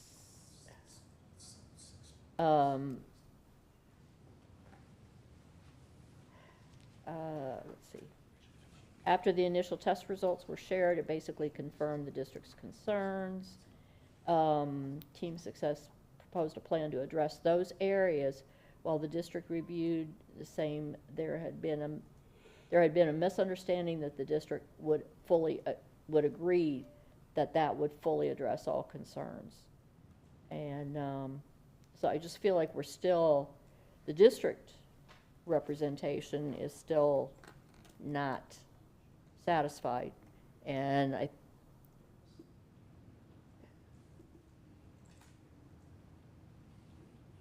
short of railroad tracks, short of tanks, and I'm not sure how I feel about that risk, because you all know that I tend to be concerned about health and safety of kids, but I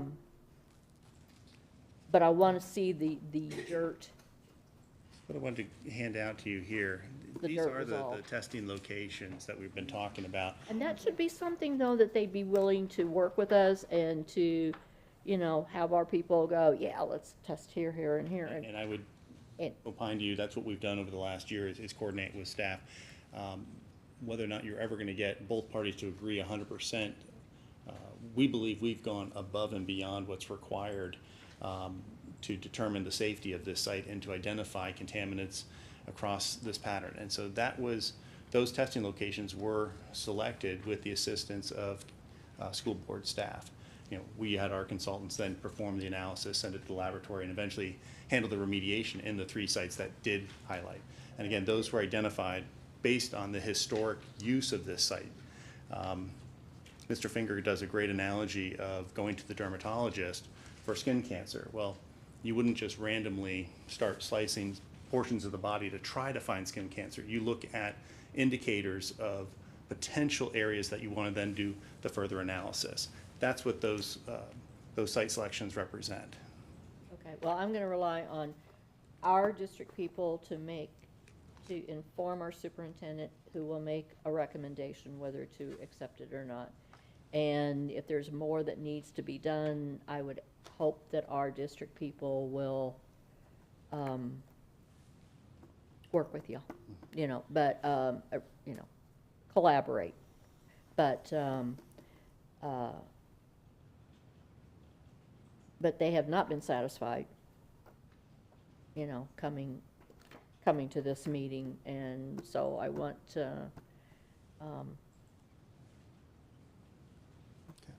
I want it resolved. So I would like two questions. One, are there any plans on the site that obviously the buildings are there, on the southeastern side where there's nothing there, where a lot of testing?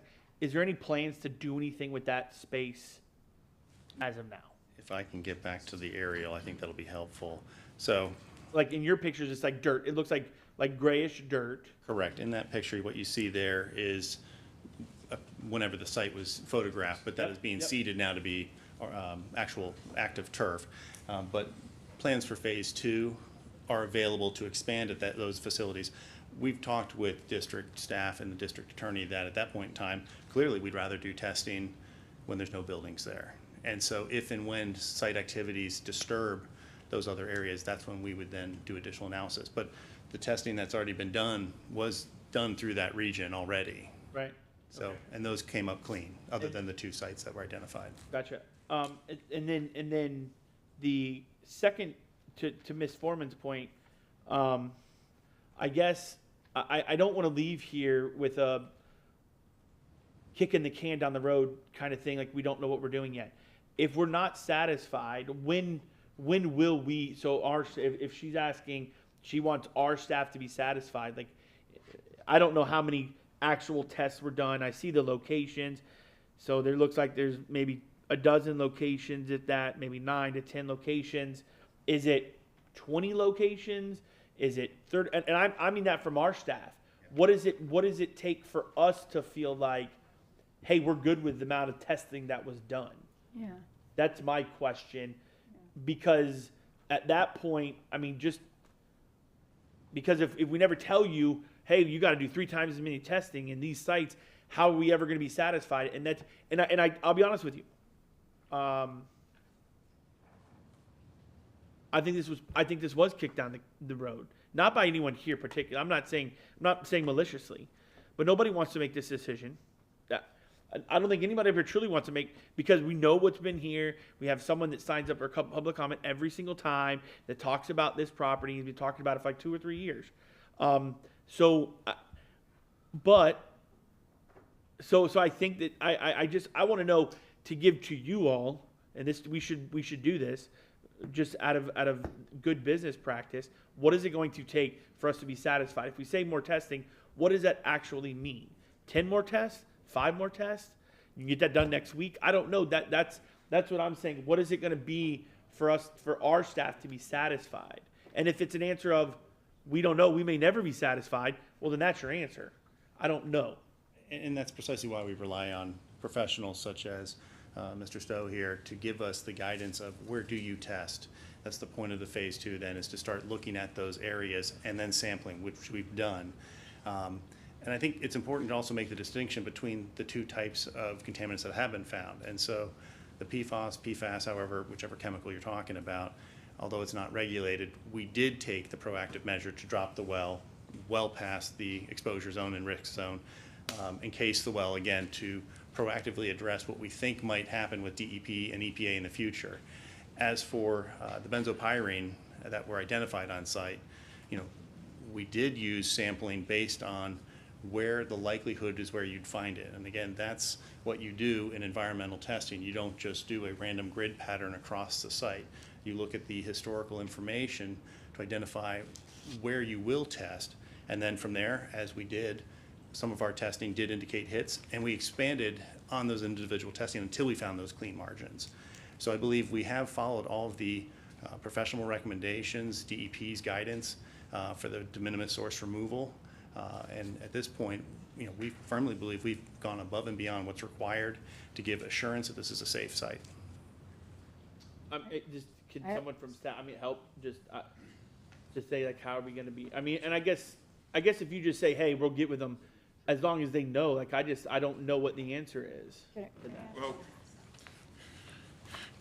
good morning, afternoon. We're right at there. Joe Rinaldi, Deputy Superintendent of Operations. Couple of things that I'm concerned about. Reference to a document that was sent on April 22 that piecemeal has been responded to. We would like to see a formal response. We recognize this, similar to what a DOE mandatory comment would be, that the applicant needs to respond to all of the items on here. In regards to the PFAS and the testing that has been done, I believe that we requested 9 areas for the testing to be done, and we found 3 areas that needed remediation. So that's 33% of what we have requested came back as needing action. What I would like to see is an action plan, a testing plan from the applicant.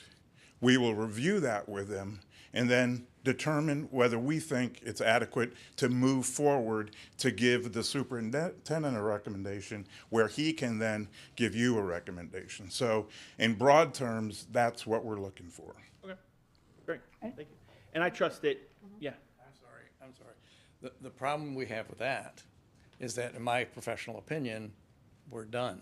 We don't need to do any more. Right. Your question was very, very appropriate. What will the it's not my turn, it's their turn. Right, no, I understand. I've given you my professional opinion. We did what was asked. We did it. We cleaned up the 3 areas. They're concerned about 3 out of 9.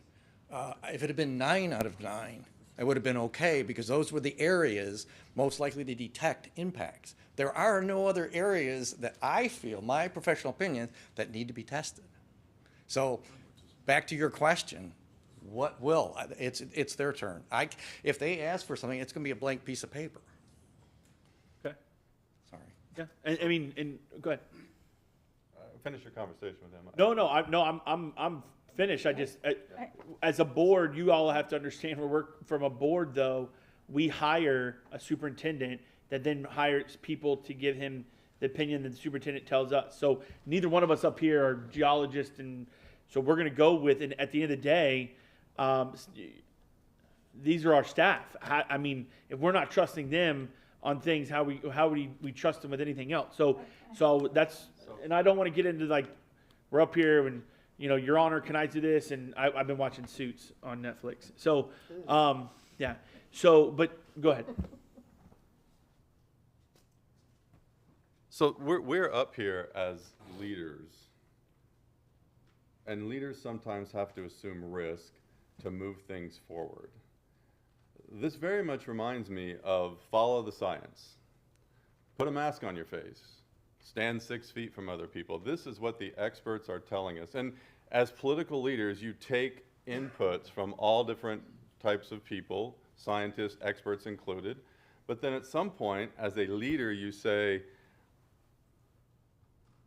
I am satisfied, and that's something all of us have to make an individual decision on, but I was a little bit, disconcerted by the comment about we should be overly cautious. We're trying to move education forward. Mr. Vallota, you're ready to open the school on August the 10th. Is that correct or not? Are you trying to get this school open for this fall or not? Okay. Follow the science, let's listen to the experts. I mean, we've listened to experts on both sides of the situation here. We've had testing done on the site. We've found stuff that has parts per trillion. Is that what you said, Mr. Fingers? We've remediated it. And now we want to, let's go back to the scientists, the experts, and tell us more and more and more. At some point you say there has been a reasonable effort to mitigate the risks of this site, and we're trying to move education forward in this county. And so we as a board will accept this risk. And if something happens, then I'll stand up and say, I accepted the risk.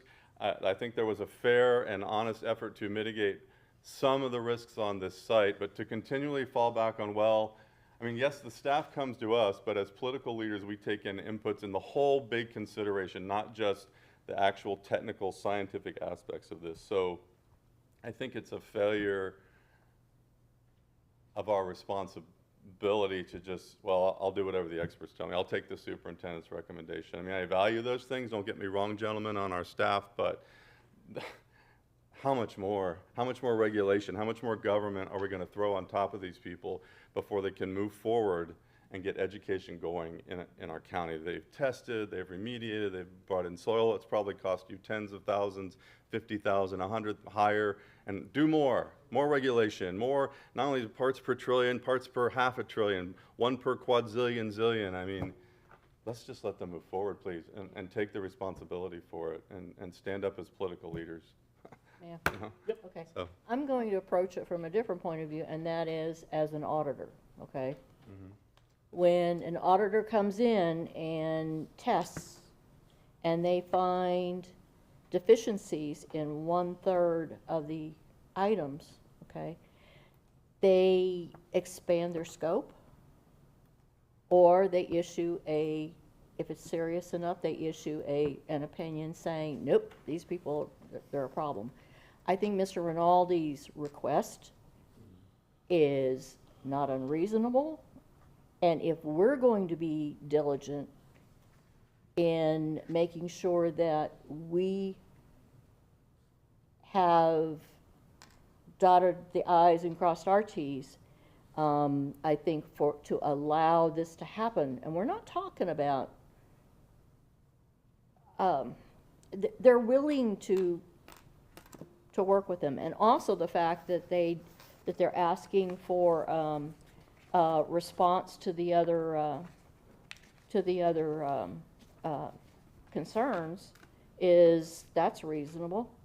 You know, we've got a kid who, you know, let's say we do have a tank blow up, okay?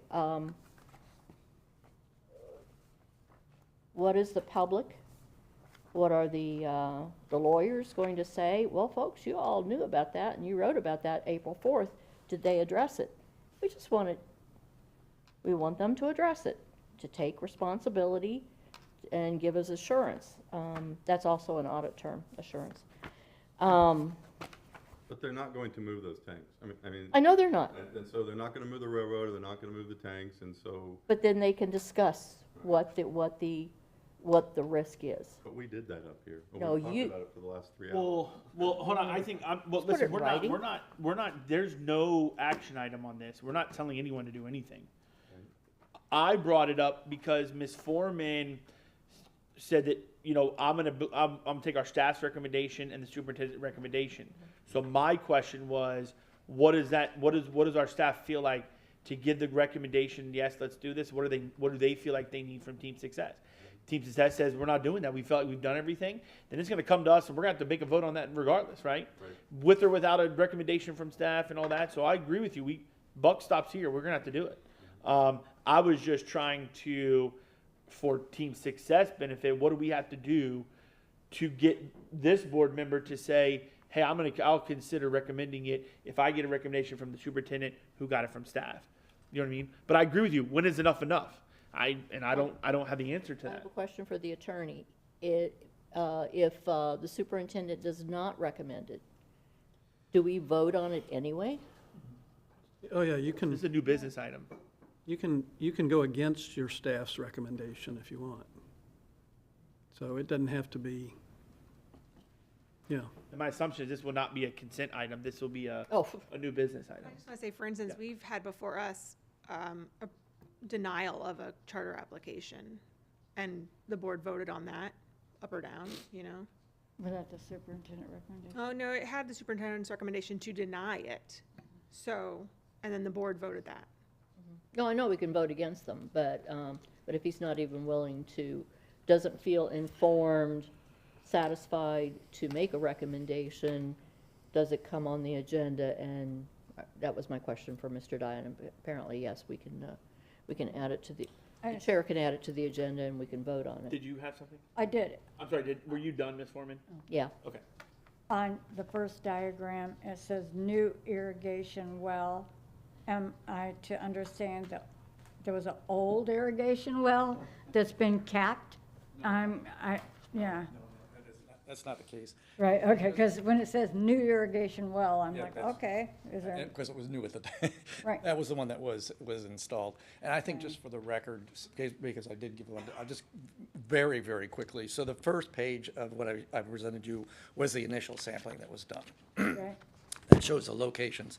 The second one, as you can see off to the one side, Yep. That was the delineation that was done around this area here.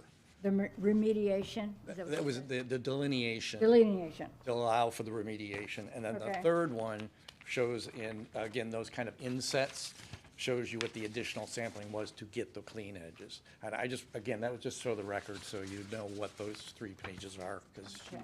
she will put it in the record. Another question, I mean, this is a pretty big piece of property. Is there any intent on expanding beyond what's here? I'm guessing that there's gonna be, yeah, okay. And we've not sampled beyond these? So that's what I asked, and Mr. Reese said, he said that if they ever did expand outside, that they would do the testing needed. to Well expand. before that got to, yeah, Again, it would be with guidance from our environmental consultants of where are sites that would be recommended to test for. right, okay. Not a random sampling, but again, with background information to show that there's a likelihood of finding something to look there. And if there's no hits, that's great. If there's 3 hits, then we identify it and remediate. If there's 9 hits, then that means you were really good at identifying the exact location and you remediate until you get to clean margins. So again, I think the percentage of the hits is somewhat irrelevant. It's to the point of identifying the entire area and then removing it and then backfilling with clean fill. That's the objective, and that's what we've done so far. Okay. So it's my understanding anytime we do a building, or we build a new school, and we have to bring in fill dirt, we test that fill dirt just as we do the existing ground. Am I understanding that, Mr.? Okay, okay. Okay. Okay. Anything else from? I just think the biggest confusion is, for me, was the way this all played out. I mean, 3 years this started, and it didn't get to the board until last year, April, I'm guessing, from the history from Ms. Foreman. It's never come to the board. Okay. I don't think. This is all. Well, I just wanted to say that. There was a letter, February 28, 2023, to Ms.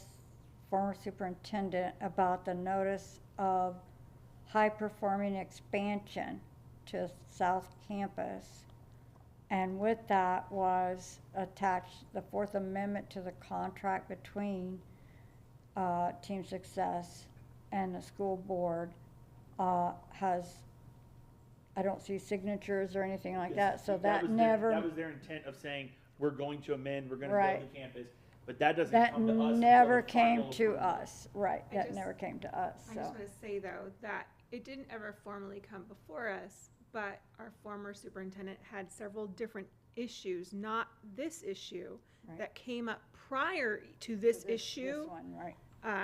About accreditation, about how the campus was gonna be split. There were a lot of other issues that had come up that you weren't on the board to hear, but as a board member, that it was brought to us during briefings of, these are the continuing issues that we're having with what's happening here. I don't think that, I don't know at what point there was even a realization that there was a building, or the building had already begun by the district, because there was other things that were, that I don't know. But what I can tell you is the board was informed of issues as they arose, and there were several before this, Right, okay. just to give context. I don't want it to be like, well, it didn't come before us, but we were informed of different issues over time. Anything else from the board? Where did our auditors go? I'll talk about that here in 1 second. Are we done with this topic? What's the way forward? There's no action item from us today. We So can't there's- vote yes or no. On the agenda on the 8th, there will be a business item. Are we going to approve it or not? So are we providing any direction to our staff, or are they supposed to do, are we asking them to do anything, or are they just gonna do what they're just? No, that's what Do what they do and give us a recommendation on the 8th, or? yeah, though that's why I proceeded with, what do we feel like from the staff standpoint we still need? They absolutely asked Team Success for that. If Team Success says, no, we feel like we've done it all, That's why I did the whole, what is it gonna take, you know what I mean? Yeah, we don't need a stalemate. But if nothing else is done, it is what it is, and it comes back to us, and we worked. I would urge all of us between now and the 8th to have briefings with Mr. Penley and Mr. Rinaldi. Sure, absolutely, yeah. Yeah, can we get that? Well, you may be in our briefing anyways with the superintendent, so, yeah. Sure. Okay, thank you very much. We appreciate that. So, audit. They couldn't hang around. I did not want them to sit there and waste their time. The conclusion was with Mr. Shin, is that move forward with business as usual. I think the 8th we'll sign the engagement letter and then be able to tweak it after. We're gonna push them to the 11th and be able to tweak it after. They know the biggest thing was the medication, or excuse me, not medication, but what is it? Medical claims.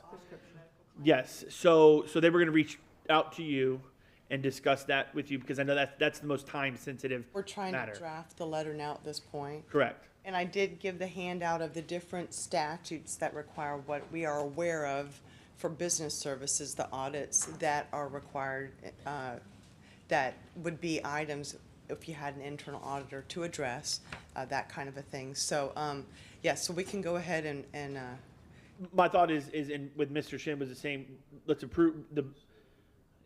Now looking back, we should have probably just done it anyways. But Say that again.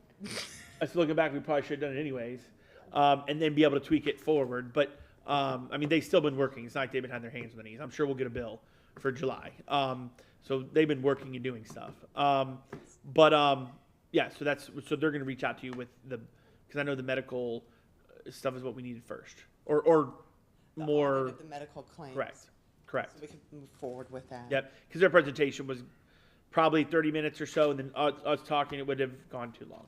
I know Miss Messenger has 12:30 hard out. So, thank you very much. Thank board members.